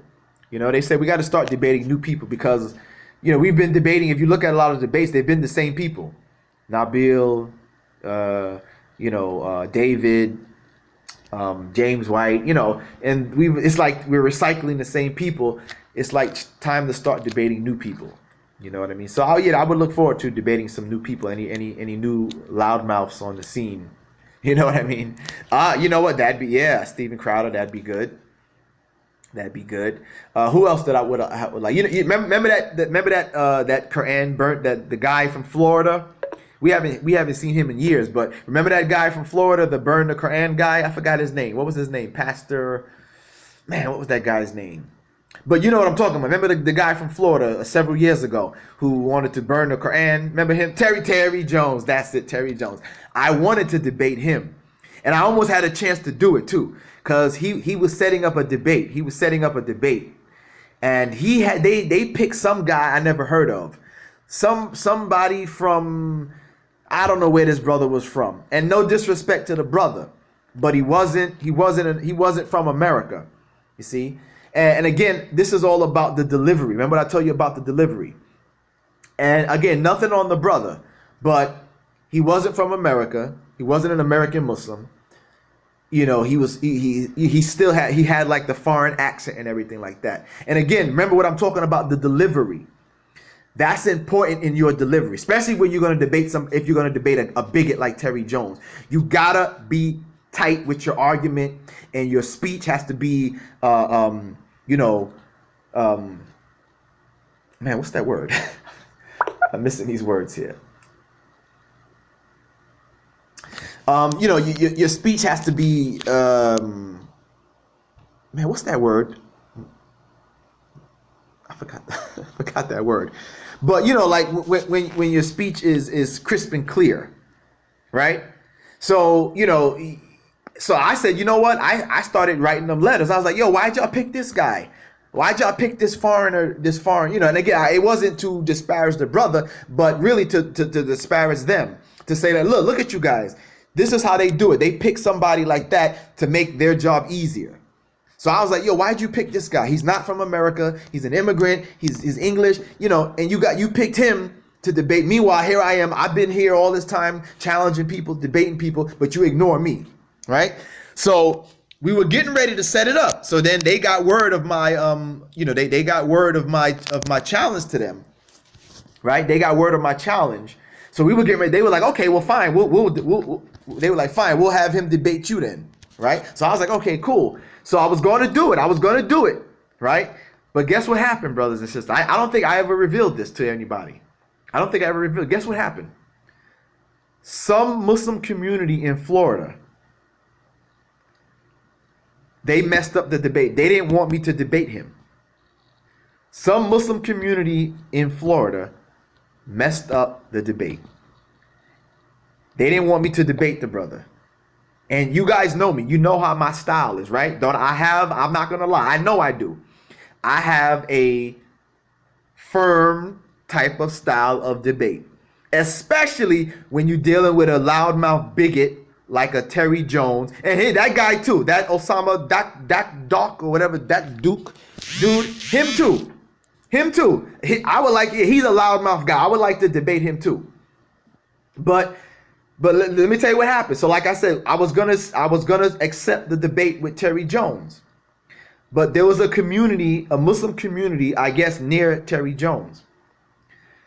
They contacted my masjid when I was the president of the masjid in Virginia. Remember? I don't know if those of you know me. When I was living in Virginia and I was the president of the masjid. some members, somebody from that community, that Muslim community there near Terry Jones, some Muslim community contacted my masjid where I was the president in Virginia. They contacted them and messed up my debate. They didn't want me to debate this guy. So they contacted my masjid. So then I had the board of directors and all of that told me to stand down. I was like, yo, I can't believe Muslims messed me up like that. I was like, I can't believe this. I can't believe my own fellow Muslims gonna mess up, call my masjid, get me not to do the debate. So I was like, man, that messed me up. And I had spoke to people that advice about it. Like I spoke to my father. My father's a Muslim. He's at Masjid Taqwa, where Imam Siraj in Brooklyn, right? I spoke to him. Well, I asked for his advice. He said, yeah, do it. He said, yeah, do it, So I was like, okay, cool. My own father, he said, yeah, he's telling me to accept it. And I had other Muslims, even, the MDI was like, yeah, go ahead and do it. But that's what happened. Somebody from that community there called and messed it up. And I was like, why? And what it should have been, if that's the case, then somebody from their community should have handled it. But see, that's what I was saying about a lot of the brothers and sisters who are immigrants to America, is that they're, I got to say, they're soft, man. They're being too soft. And I'm like, you can't be soft with these people, man. You cannot be soft with these, especially with these type of bigots. That's why I did the debate. Matter of fact, guess what? Right, I debated Robert Spencer. Guess what? Let me tell you about that one. Some people didn't want me to debate Robert Spencer either. Now, I still did that one, alhamdulillah. I still did the Robert Spencer debate. But some people did not want me to debate Robert Spencer either. Right? Because they were saying that, it's giving him a voice. I was like, he already has a voice. And matter of fact, they asked me about that if you watch that debate, at the end of the debate with Robert Spencer, they asked me about that. The guy who was hosting the debate, the moderator, he asked me, he says, how do you feel about that? He says, some Muslims said that we shouldn't have had this debate or whatever. How do you feel about it? I said, look, the reason why they say not to do it is because they feel that it gives Robert Spencer a platform. But I was like, he already has it. He already has a voice. So if we don't debate him, he's out there talking. He's already talking bad about Islam. He already has popularity. He already is famous. He's already on Fox News and all these other places talking against Islam. So whether I debated him or not, it wouldn't matter because he's already doing it. And so I said, look, the reason why I agreed to accept the debate is because people need to see that we're challenging them. If we say, no, don't debate him, don't debate Terry Jones, no, don't debate Robert Spencer, it looks like we're scared. It makes it look like he has a legitimate argument. That's what I said at the debate. I said, if we stay away from them, it looks like to the people who follow him, oh, see, he must be right. The Muslims are afraid to debate him. The Muslims are telling other Muslims, don't debate him. It looks like you're afraid of him. See? So I said I accepted it because I'm not afraid and I want to expose his lies against Islam. So I said that's why I don't agree with those Muslims who said that we shouldn't do it. And that's why I accept it. Because if we don't speak out and we don't challenge, it looks like he is telling the truth. It looks like he's telling the truth. So we need Muslims like myself who speak firmly and alhamdulillah bring good arguments and address these people and stand up to them and present just as hard a counter argument to them. And I want the Muslims to see it and I want the non-Muslims to see it, because I want them to hear their so-called hero get refuted. That's why I like that debate with Robert Spencer that I did. Alhamdulillah, I was pleased with that. Man, I was pleased with all my debates. But that one in particular, because of the status that he has. See, he's bigger than David Wood. He's bigger than Nabeel Qureshi was. See, Robert Spencer's bigger than them. See what I'm saying? So when I had that debate, matter of fact, it was interesting because I made dua about that. I asked Allah to let me get a debate with Robert Spencer. And sure enough, alhamdulillah, Allah answered my prayer. And out of nowhere, I can't say out of nowhere because I prayed for that. Then all of a sudden, after that, I got a call that they need somebody to debate Robert Spencer. I was like, subhanAllah, here we go. Here's my opportunity. Here's my chance. You know what I'm saying? So like I said, I told them At the debate, they asked me, like I said, if you watch the debate, go to my channel. It's the one, is Islam a religion of peace? That's the debate with Robert Spencer. Go to my channel, look at the debate. At the end of the debate, they had like a question and answer thing. And the moderator, he asked me that question. He said, look, you know, there are some Muslims who are saying that we shouldn't have done this. They don't agree with this. How do you respond? And that's what I said. I said, look, we have to respond. We can't be quiet, right? We can't be quiet because he already has a voice. He already has a platform. He already has fame and everything. So we have to take a stand and speak, because if we don't, it looks like he has a point, right? It looks like he has an argument if we don't speak out. You see? So that's why I accepted the debate. And that's why I wanted to do the one with Terry Jones, man, because I'm like, yo, Terry Jones needs to debate an American Muslim. Again, no disrespect, no slight to any brothers and sisters who are immigrants, but you know, and so that's part of the image. People in America need to see American Muslims address these issues, because in their minds, Islam is already a religion of foreigners, right? To them, Islam is a bunch of foreigners. That's what promotes the racism, because they see, oh, this is an Arab religion. This is a religion from the Middle East. That's why they need to see people like me. I need to be on Fox News debating these people. I need to be on CNN and others like me. They need to see American Muslims who can speak well and present a strong and firm argument. Americans need to see that, right? They need to see that Islam is a religion of Americans, people who were born and raised in this country. You know what I mean? They need to see and that's the word, articulate, who can articulate the arguments well, right? They need to see somebody who can speak articulately and who can articulate the arguments well, who is himself an American or herself an American. That's what they need to see. You see? They need to see American Muslims address these issues and speak out. And so that's why, you know, I wanted to debate Terry Jones. But they picked this brother, I think he was from Sudan or Somalia or something like that. I think he was from Sudan or Somalia. I had never heard of him, right? I never heard of him. And I'm like, yo, what are they doing? You know, I'm like, why they picking? But again, you know, sometimes that's how they do this. They pick people who will be an easy target for them, right? Who they can easily deal with. Maybe his English isn't that good, so they can, you know, make a mockery and get away with stuff. And, you know, and he's not used to the mannerisms, right? He's not used to the mannerisms of dealing with these bigots here. So he doesn't know. So he doesn't know how to respond well to that. So it looks like he's getting shut down. It looks like he's weak and humble and all of that, and they're just talking over him and they're dominating him in the discussion. So that's why I was like, you know, that's why y'all picked him. So I started, like I said, I was gonna debate him. It was gonna happen too, man. But that community, I don't know the name of the community, but whoever it was, I know because they contacted me. They actually one of the people from that community contacted me directly and told me not to do it. He said, brother, can you not do it? I said, brother, no, we have to do this. And I gave him the same reasons that I'm telling y'all. But since I didn't listen, since I didn't agree to stand down, they caught my masjid, man. They caught my masjid, and I was the president at the time. So they caught my masjid, and I had all the board of directors now telling me that they got the call and that I shouldn't do it. So I as the president, and I'm being a member, I had to, you know what I mean? I had to stand down on it. And I was like, man, I was so mad. I had to stand down. But after that, that's why I was like, you know what? After that, I was like, nah, I need my independence, because I can't have people tying me, but you know what I mean? I can't have my hands tied behind my back. You know what I mean? So that's why I appreciate it too when the MDI, the Muslim Debate Initiative, when they made me the director of MDI USA.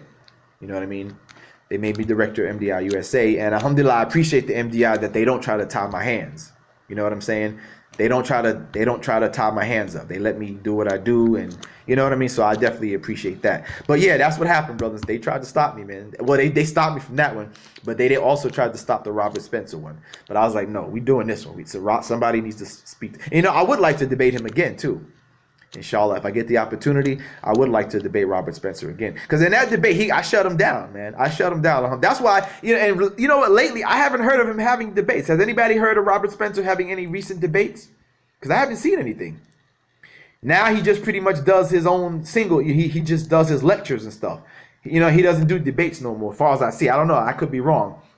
But I haven't seen any, right. He doesn't do it. After that debate with me, I don't see him doing it no more. Because he used to brag that he had debates with Muslims, and I was like, I couldn't find any. Like when I first heard of Robert Spencer, he used to brag that he debated all these Muslims and they couldn't defeat him or something like that. So I started looking for, I'm searching on YouTube and stuff like that, and I couldn't find nothing. I'm like, who did he debate?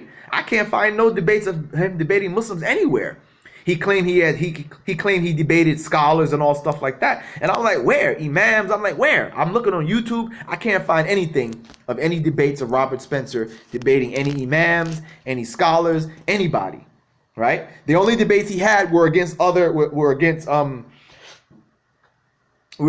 who were Muslims. Like he had a debate with I think it was who did he debate? Some guy, but he wasn't Muslim. He debated some guy, but the guy wasn't Muslim. He was trying to defend Muslims, but he wasn't Muslim. So, that was nothing. Then I think he had a debate with Dinesh D'Souza, who again is not a Muslim. And they were, and Dinesh D'Souza is kind of like anti-Islam himself. So that debate wasn't no good. So when I tried to find debates of him debating an actual believing Muslim, I couldn't find it.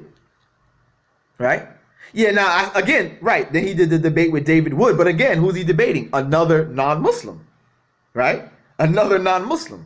So I'm trying to find, debates with Muslims who could hold their own, and I couldn't find it. He debated all these non-Muslims, you know what I'm saying? So I was like, I want to see him debate a good. So when I debated him, if you watch that debate, he got shut down. Even the guy who moderated the debate had to get on his case. And the part of the debate that stands out the most for me was when he tried to quote what surah that?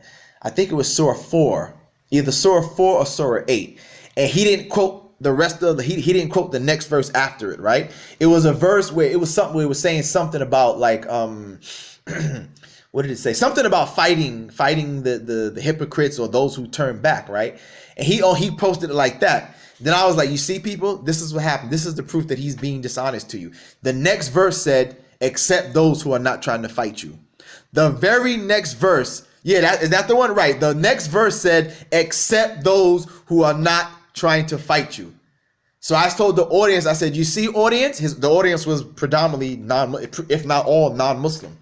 I said, you see, people, this is what I'm talking about. You see, this is why I charge him as being dishonest and misleading you, because he said only that part of the verse. And the very next verse says, except those that are not trying to fight you or their people.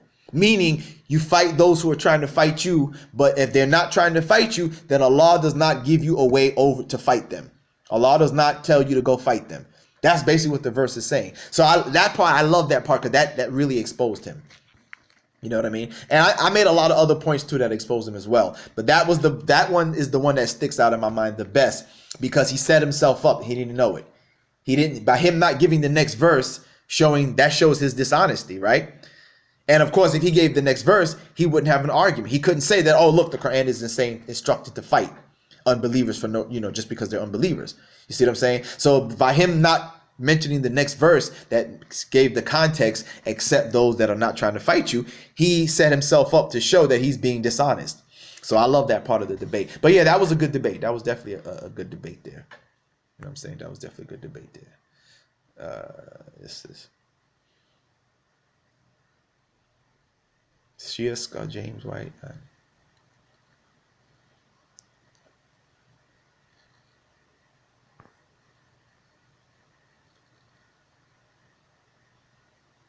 Unitarian Christians. You know what? Well, the Unitarian would be interesting, because I don't know what exactly we would debate, because they don't believe that they don't believe in the Trinity. Now I don't know. Do they still? They don't believe Jesus is God either, though, right?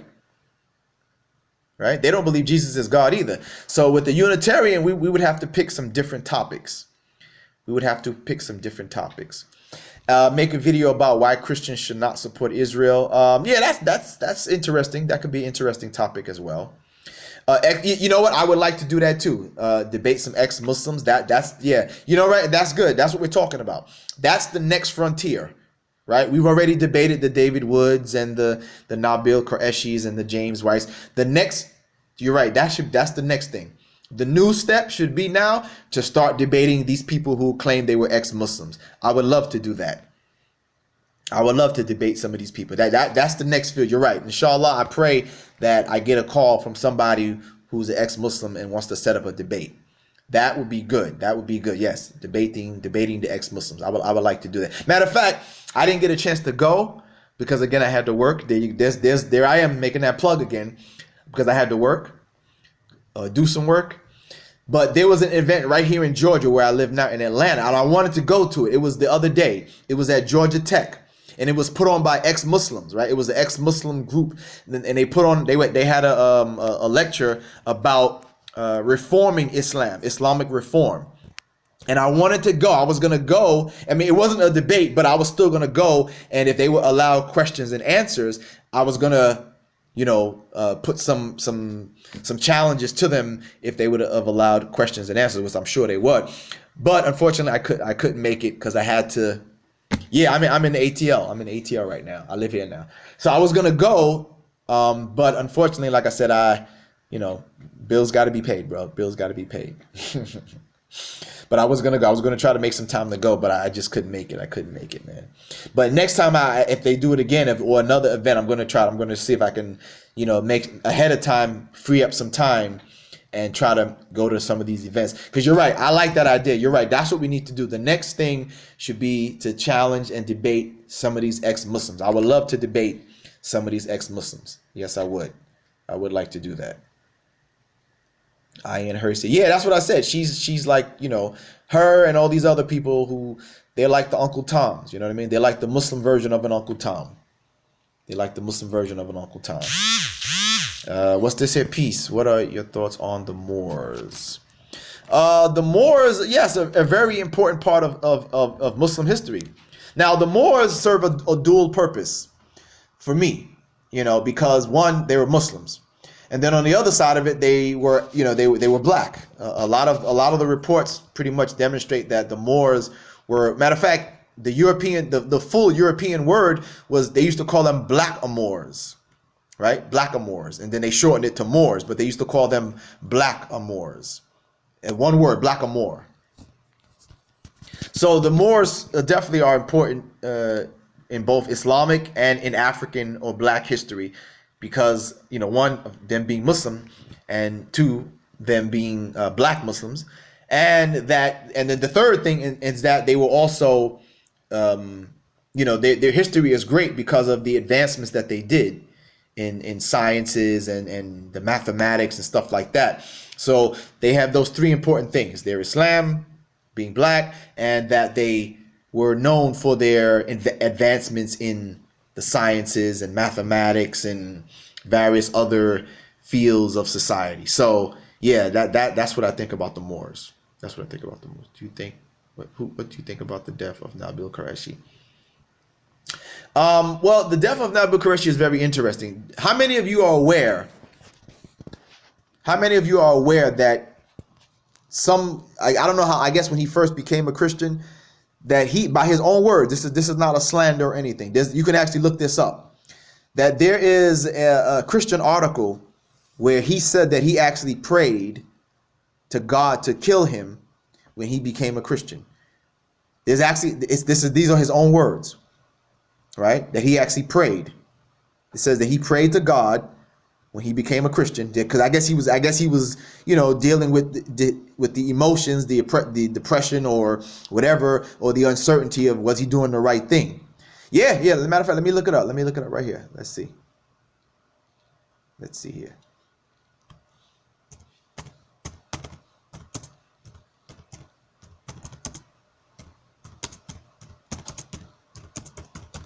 To kill him. Yeah, yep. Let's see here.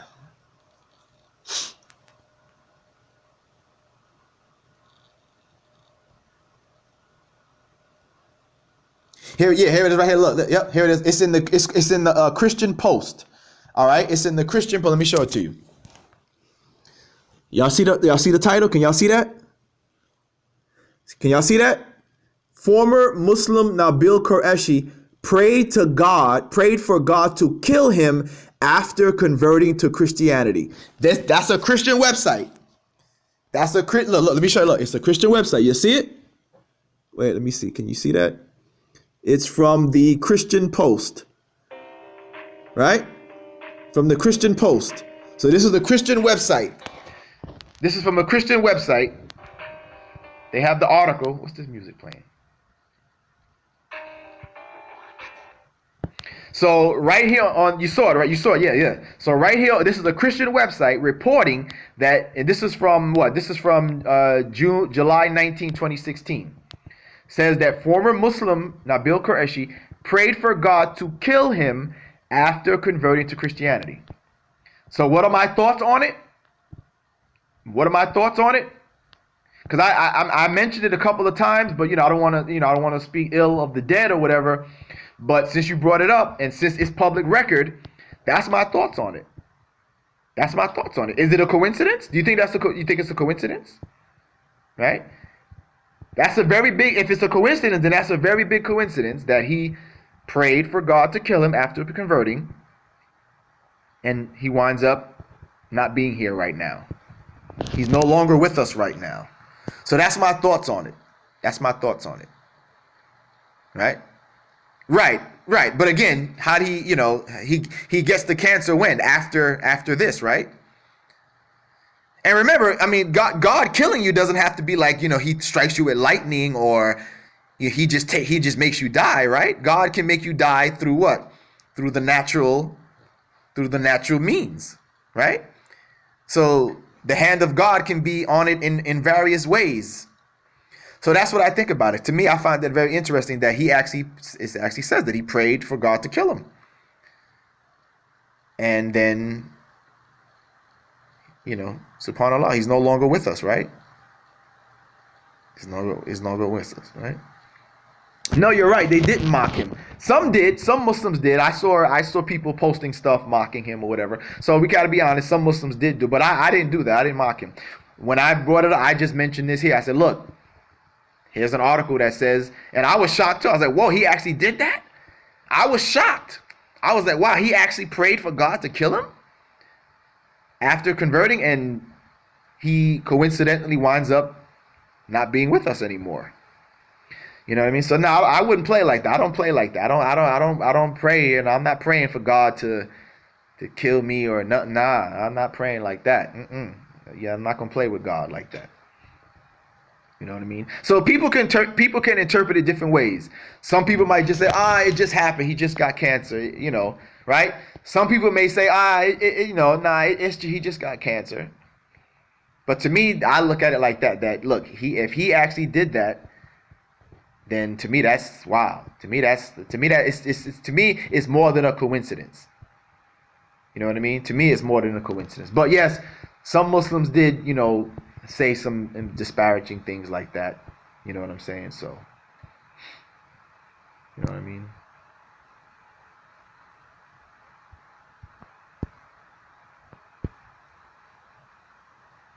You said David would misuse the death of Nabeel in order to... Yeah, I saw that too. Yeah, I saw that. I saw that too. Yeah. That he tried to use it to demonize Islam even further. Yeah, we saw that. What are your thoughts on the Christian right wing? My thoughts on the Christian right. Yeah, that too. Christian right wing. Same thing. Is that's exactly what it appears to be. Because the white, I keep saying white, but again, you can see where I'm thinking. That's what I think about them. The Christian right wing, to me, they're in line with the white supremacists. You know what I mean? The Christian right wing, they have ties to that white wing also. You know what I mean? So that's my thoughts about them, because they seem to promote the same agendas. So they talk. There's a saying that goes, the Christian right wing is neither. You might have heard that saying. That's a little saying that they have here, that the Christian right wing is neither, i.e., it's neither Christian nor is it right. They're not right and they're not Christian. Because of that, because they a lot of times have bigoted agendas, or they align themselves with bigoted agendas. So that's what I think about them. You know, so the name of the which video? Oh, you mean the article? The article? No, it's the article about Nabeel Qureshi. The article is from the Christian Post, and the article is, as I said, let me scroll back up here. I can't scroll up.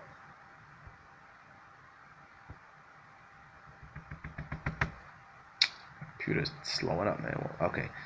So yeah, so the article is entitled "Former Muslim Nabeel Qureshi Prayed for God to Kill Him After Converting to Christianity." Let's look at that again. See it? So it's an article on the Christian Post. It's an article on the Christian Post. All right, it's an article on the Christian Post.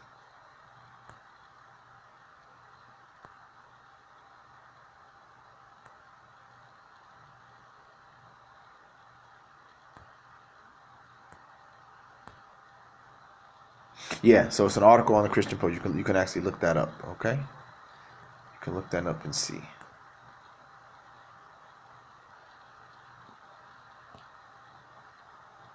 So yeah, check that out. Check that out. Let's see.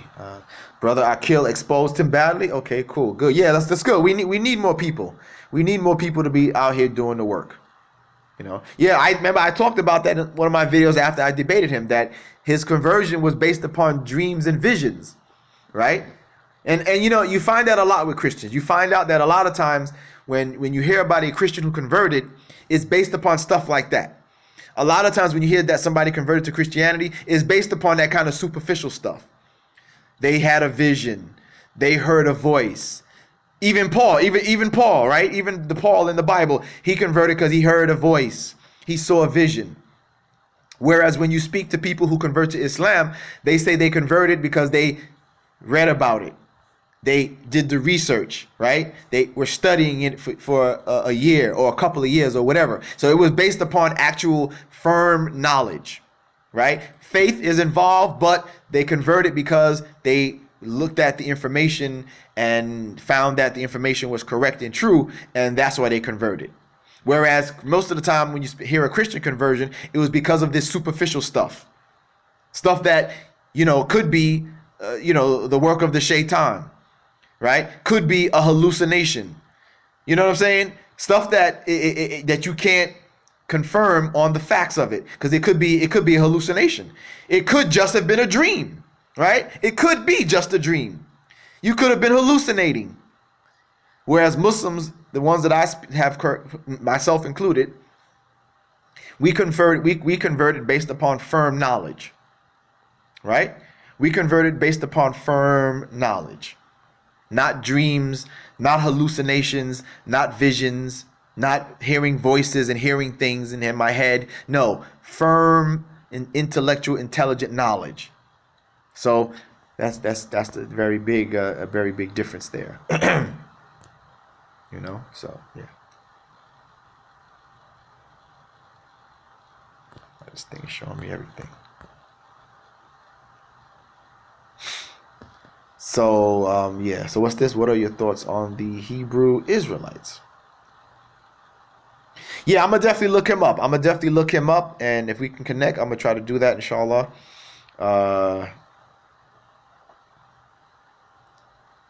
Watching porn. Really? Are you serious? Ted Cruz got caught watching porn on Twitter. How they see what he could? But wait, now how they see what he watched? How would they know what he was watching? Did somebody hack his computer or something like that? Like, how would they be able to see? You know what I mean? Like, how would they be able to do that? How would they be able to know that he was watching porn? You know what I mean? Like, did somebody hack him or something? Oh, he liked the porn tweet. Oh, okay, so he made a mistake. He made the mistake and he liked it and didn't realize that everybody else could see that he was liking some porn. Wow. What were you asking me? What are my thoughts on the Hebrew Israelites? What are my thoughts on the Hebrew Israelites? I don't know really what to say about them. You know what I mean? I really don't know what to say about them, really. You know? Yeah, I don't know what to say about the Hebrew Israelites, really. You know what I'm saying? What can I say about what are my thoughts about the Hebrew Israelites? I don't know.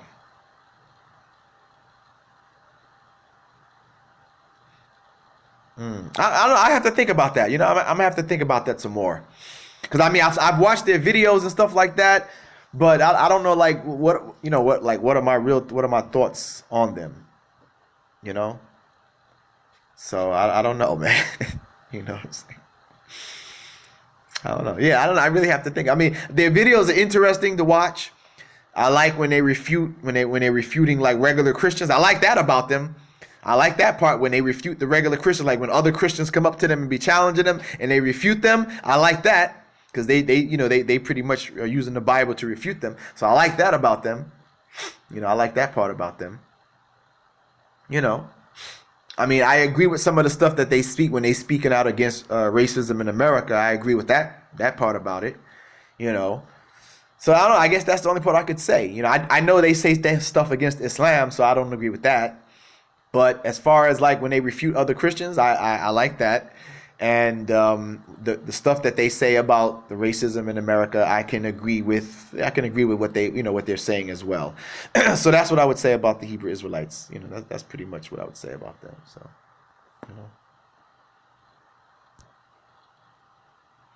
Rabbi Tovia Singer, he's pretty good. He's pretty good with refuting the Christians. I like to check out his stuff because he's coming from the Jewish perspective. And that's another thing that I think that's necessary. Because a lot of times the Christians will use the Old Testament and, especially when they're talking to us as Muslims, and they'll use the Old Testament. And I like the way and we need Jews to debate them to show them that they're misusing the Old Testament, that that they're using the Old Testament incorrectly. That the interpretations that they have are not the correct interpretations. So yeah, like Isaiah 9:6 and stuff like that. So I like him in that respect, that he refutes them, and we can use some of his arguments against them to show them that, hey, nope, you're misusing that verse from the Old Testament, because look, this is what the Jewish interpretation is of it. So I like him in that. He's pretty good, and there needs to be more of that. I would like to see more Christian Jewish debates. There's a few, but there's not a lot. I suspect there isn't a lot because they don't want to really cause too many waves. They don't want to cause too much trouble because they have to try to maintain that Christian Zionist support. So I think that's why we don't see a lot of that, because they want to try to keep that Christian Zionist support. So if they start debating a lot of Christians, then the Christians may start turning on them. So I think that's why we don't see a lot. But I would like to see more. I would like to see more Tovia Singers, debate Christians and other Christians. There's another one who has debated them too. What's his name? Rabbi, I think it's Shmuley, something like that. You ever heard of him? I think his name is Shmuley, Rabbi Shmuley. I seen him debate some Christians, I think, if I'm saying his name correctly. So Tovia Singer and Rabbi Shmuley are the ones that I've seen. Have you heard of him? Has anybody heard of him? He has debated a few Christians. Let me see if that's the right name. I think it's Shmuley. No, not Skovak. Is it Skovak? No, I don't think it's Skovak. Imran Hussein. Yeah, I heard it. Man, I know Imran Hussein since way back in the day. Since I was when I first became Muslim, I started hearing about brother Imran Hussein. All right, let me see if I can find this dude. Shmuley. Let's see. Is it Shergill? See, it starts with an S, so you might be right. It might be Shergill. Let me see. I could have sworn it was Shmuley though. Let me see. Let's see. Rabbi Shmuley. Yeah, that's his name. Yeah, his name is Rabbi Shmuley Botich. You ever heard of him? Rabbi Shmuley Botich. Well, I don't know how you pronounce his last. I don't know if it's Botich or Botech or whatever, but he's debated some Christians. Let me see. Yeah, this is the guy. It is Shmuley. It's Shmuley Botich. So let me see who has debated. Let's see. Verse Christian. I know he had a debate with a Christian. All right, I know he debated Michael Brown. Well, Michael Brown is like a so-called Jewish Christian, but he debated Dr. Michael Brown debated Rabbi Shmuley. Let's see, Michael Brown versus Rabbi Shmuley. Okay, but I think he debated a Christian. Or was it Michael? Maybe it was Michael Brown that I thought. He debated Christopher Hitchens. But I could have sworn there was a debate between Rabbi Shmuley and a Christian. Dennis Prager. He debated Dennis Prager. Okay.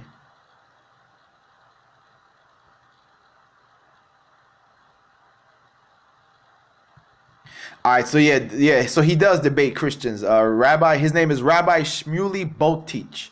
Like I said, I don't know if it's Boteach or Botech or whatever, but here, let me show you what he looks like. You can see what I'm talking about. Rabbi Shmuley. Let me show you what he looks like, okay? And how he spells his name.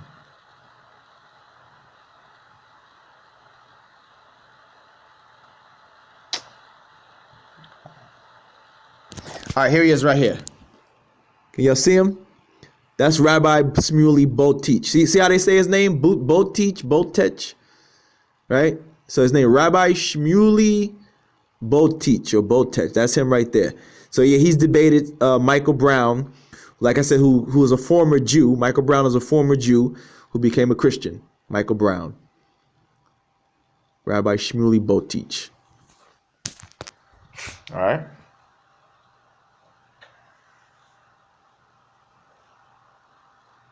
Who's my favorite Western Islamic scholar? I don't know if I have a favorite one, man. But the ones that I have a number that I like.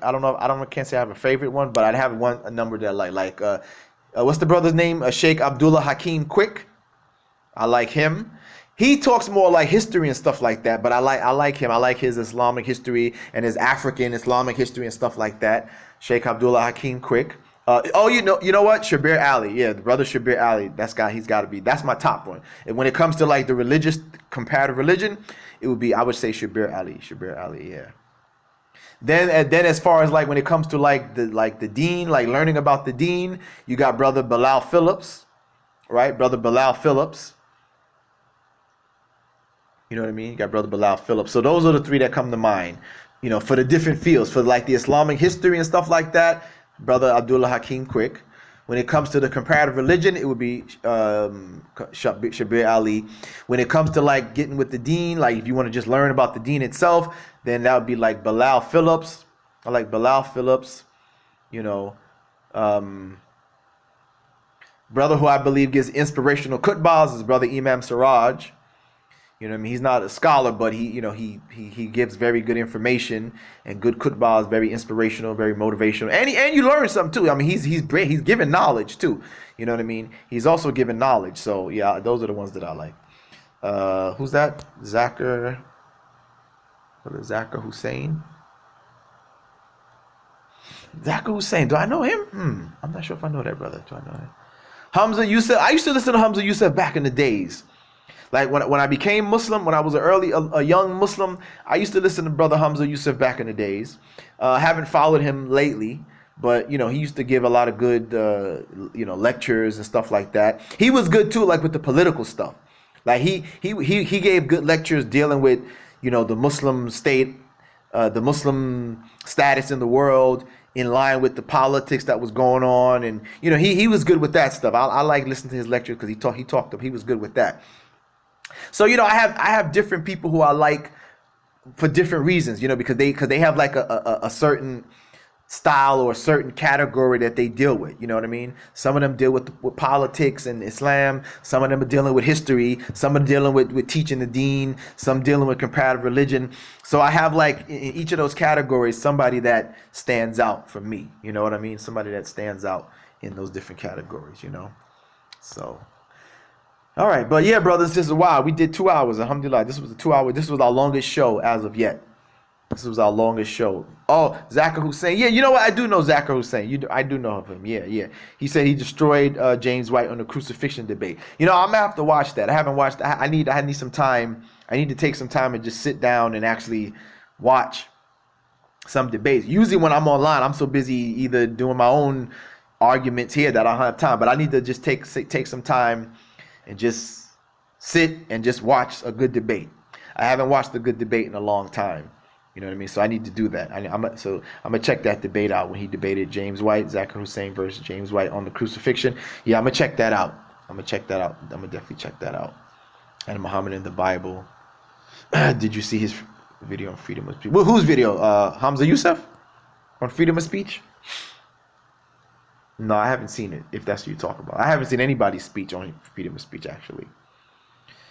Dr. Zakir Naik is good too. He's a good debate. Matter of fact, after Ahmed Deedat kind of went off the scene, I was looking for somebody to, who I was looking to see who was going to be the next Ahmed Deedat, and the first person I came across was Dr. Naik. He was the first person that I saw that was going to be the next person after Ahmed Deedat. You know what I mean? And then I found out about Shabir Ali. You know what I mean? I was like, okay, he's good. He's gonna be the next one too. I was like, Shabir Ali's gonna be the next one as well. You know what I mean? But the first person that I saw after Dr. Naik was after Hamza Youssef, after Brother Ahmed Deedat was Dr. Naik. And I can't forget the brother who I learned from too, Brother Hamza Abdul Malik. But he was kind of running. I don't know. I guess he was still doing it. Brother Hamza Malik was still doing it towards the time that Ahmed Deedat was still doing it. So I'm talking about people who came after all of them, who came after them. But yeah, my brother Hamza Abdul Malik, who actually taught me.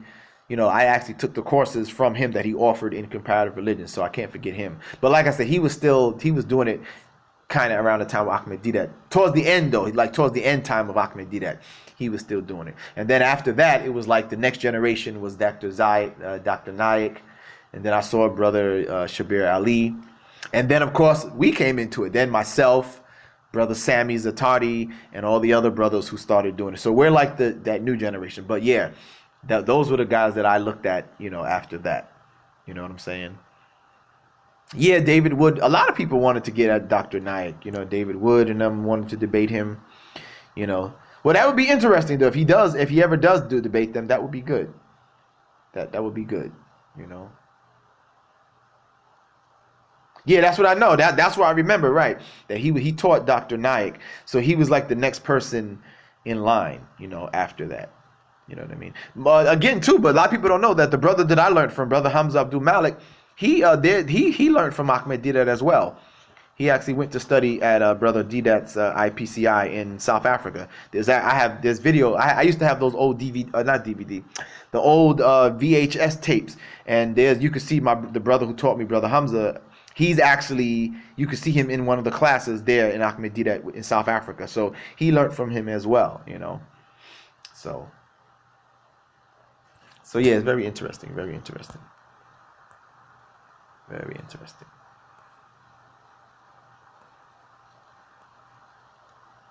All right, well, brothers, I'm gonna go ahead and sign off. Like I said, I'm still gonna be on Pal Talk. So if you wanna catch me on Pal Talk, just sign on to Pal Talk. Go to the social issue section. Go to human rights. Look for the dialogue. There's a couple of rooms, but I'll probably be in the dialogue room. There's a couple of rooms, so I'm gonna be on there. So if you want to check me out on there, you can come on there and check me out. But I'm gonna sign off here. I want to thank the brother. How you say your name again? The brother who did the super chat donation. I don't want to mess your name up, brother or sister. I'm not sure if it's a brother or sister. What's your name? Let me see if I can scroll up. I want to thank you again. Appreciate that. Thank you for your contribution, your donation through the super chat. Greatly appreciate that. What's the brother's name? Hey, brother or sister? I can't find it. Where is it at? It won't let me scroll all the way back up there. But you know who you are, brother or sister. You know who you are, right? I wanna thank you. Thank you for your Otto. Yeah, thank you. There you go. Yeah, I want to thank the brother Otto Lolich. Is that how you say Lolich? Brother Otto Lolich. Thank you, brother Otto Lolich, for your contribution. I greatly appreciate that. Oh, that's you. Oh, your real name is Adnan. Thank you, brother Adnan. Appreciate it. Thank you. Thank you. Thank you. May Allah reward you. Yes, may Allah reward you. May Allah reward all of us. I greatly appreciate that. And again, if anybody else wants to support, like I said, you can do it through Super Chat. Once we sign off, just go to my YouTube page. In the corner, there's the link to the website, and it allows you, just click on there, go to the thing, that the drop down menu that says donation. And you can make a PayPal donations through there. And as I said, this goes to allow me to be able to do my work and free up some time and do work. And I work for you guys, man. You know what I'm saying? I do this. Of course, I do it fi sabilillah, but I mean, I'm doing it for presence of Allah. But it's for the benefit of for us. You know what I mean? To help you get your arguments together. And I'm working on some new projects. Matter of fact, let me put you on to something too. I'm working on some new projects too. As I told you the other time, I'm still working on the misquoting Quran project. I haven't been able to recover the data yet. I'm gonna try did I tell you guys? I'm gonna try what they call a platter swap. Have you heard of that? When you open up the hard drive, you take out the metal platters and you transport them or transfer them into another new hard drive of the same the same memory and stuff like that, and that should allow you to extract the information. So I'm going to try that as my last resort. So I'm still going to do work on my misquoting Quran project. I'm working on another book. You have my other book that's out. He was never God. How Scripture shows that Jesus was never God. So you have that. You can get that on Amazon Kindle, right? And I'm working on another book. And again, that I need to extract the files off of my hard drive that died on me, because I'm working on another book. It's called Quick Quranic Answers. Quick Quranic Answers. And basically what that book is going to be is basically like how it sounds. It's going to be like a quick reference book for you. So if you're debating somebody online, maybe you're having a discussion with your family or your coworker or anybody. You're somewhere, somebody just, hey, you Muslims are this. All you got to do is open up your quick Quranic answers, and I'm gonna give you the strongest verses, like at least three strongest verses to refute whatever they said. If they say Islam is a violent religion, it says to kill everybody who's not Muslim.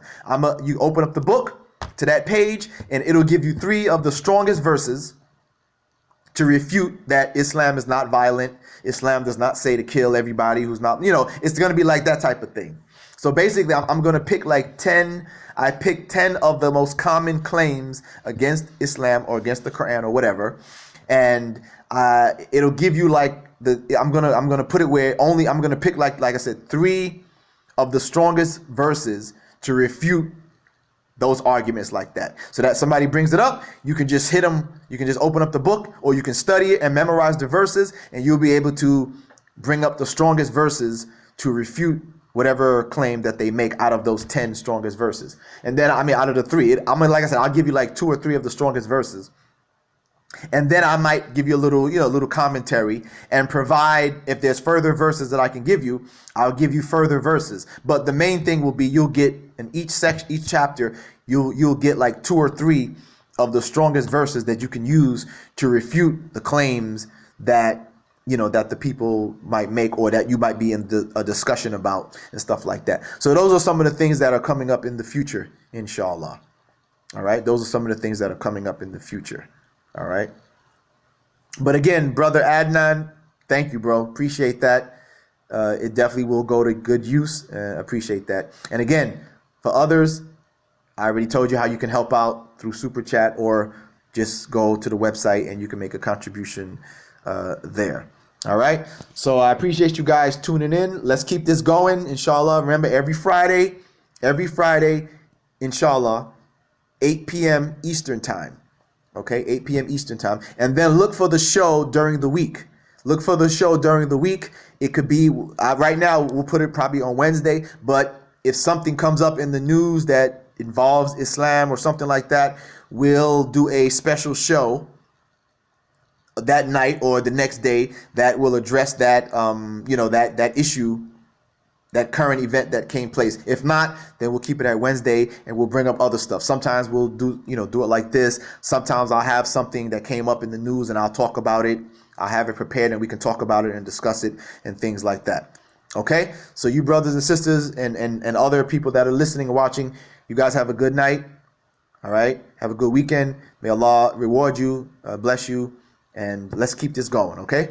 All right, and like I said, if you still want to catch me, I'm gonna be on Pal Talk, because when I sign off, I'm just gonna go on Pal Talk. So if you want to follow me on Pal Talk in some of the debates and stuff like that, just come on over, sign in to Pal Talk, and catch me in the debate room. All right, you guys have a good night. Assalamu alaikum.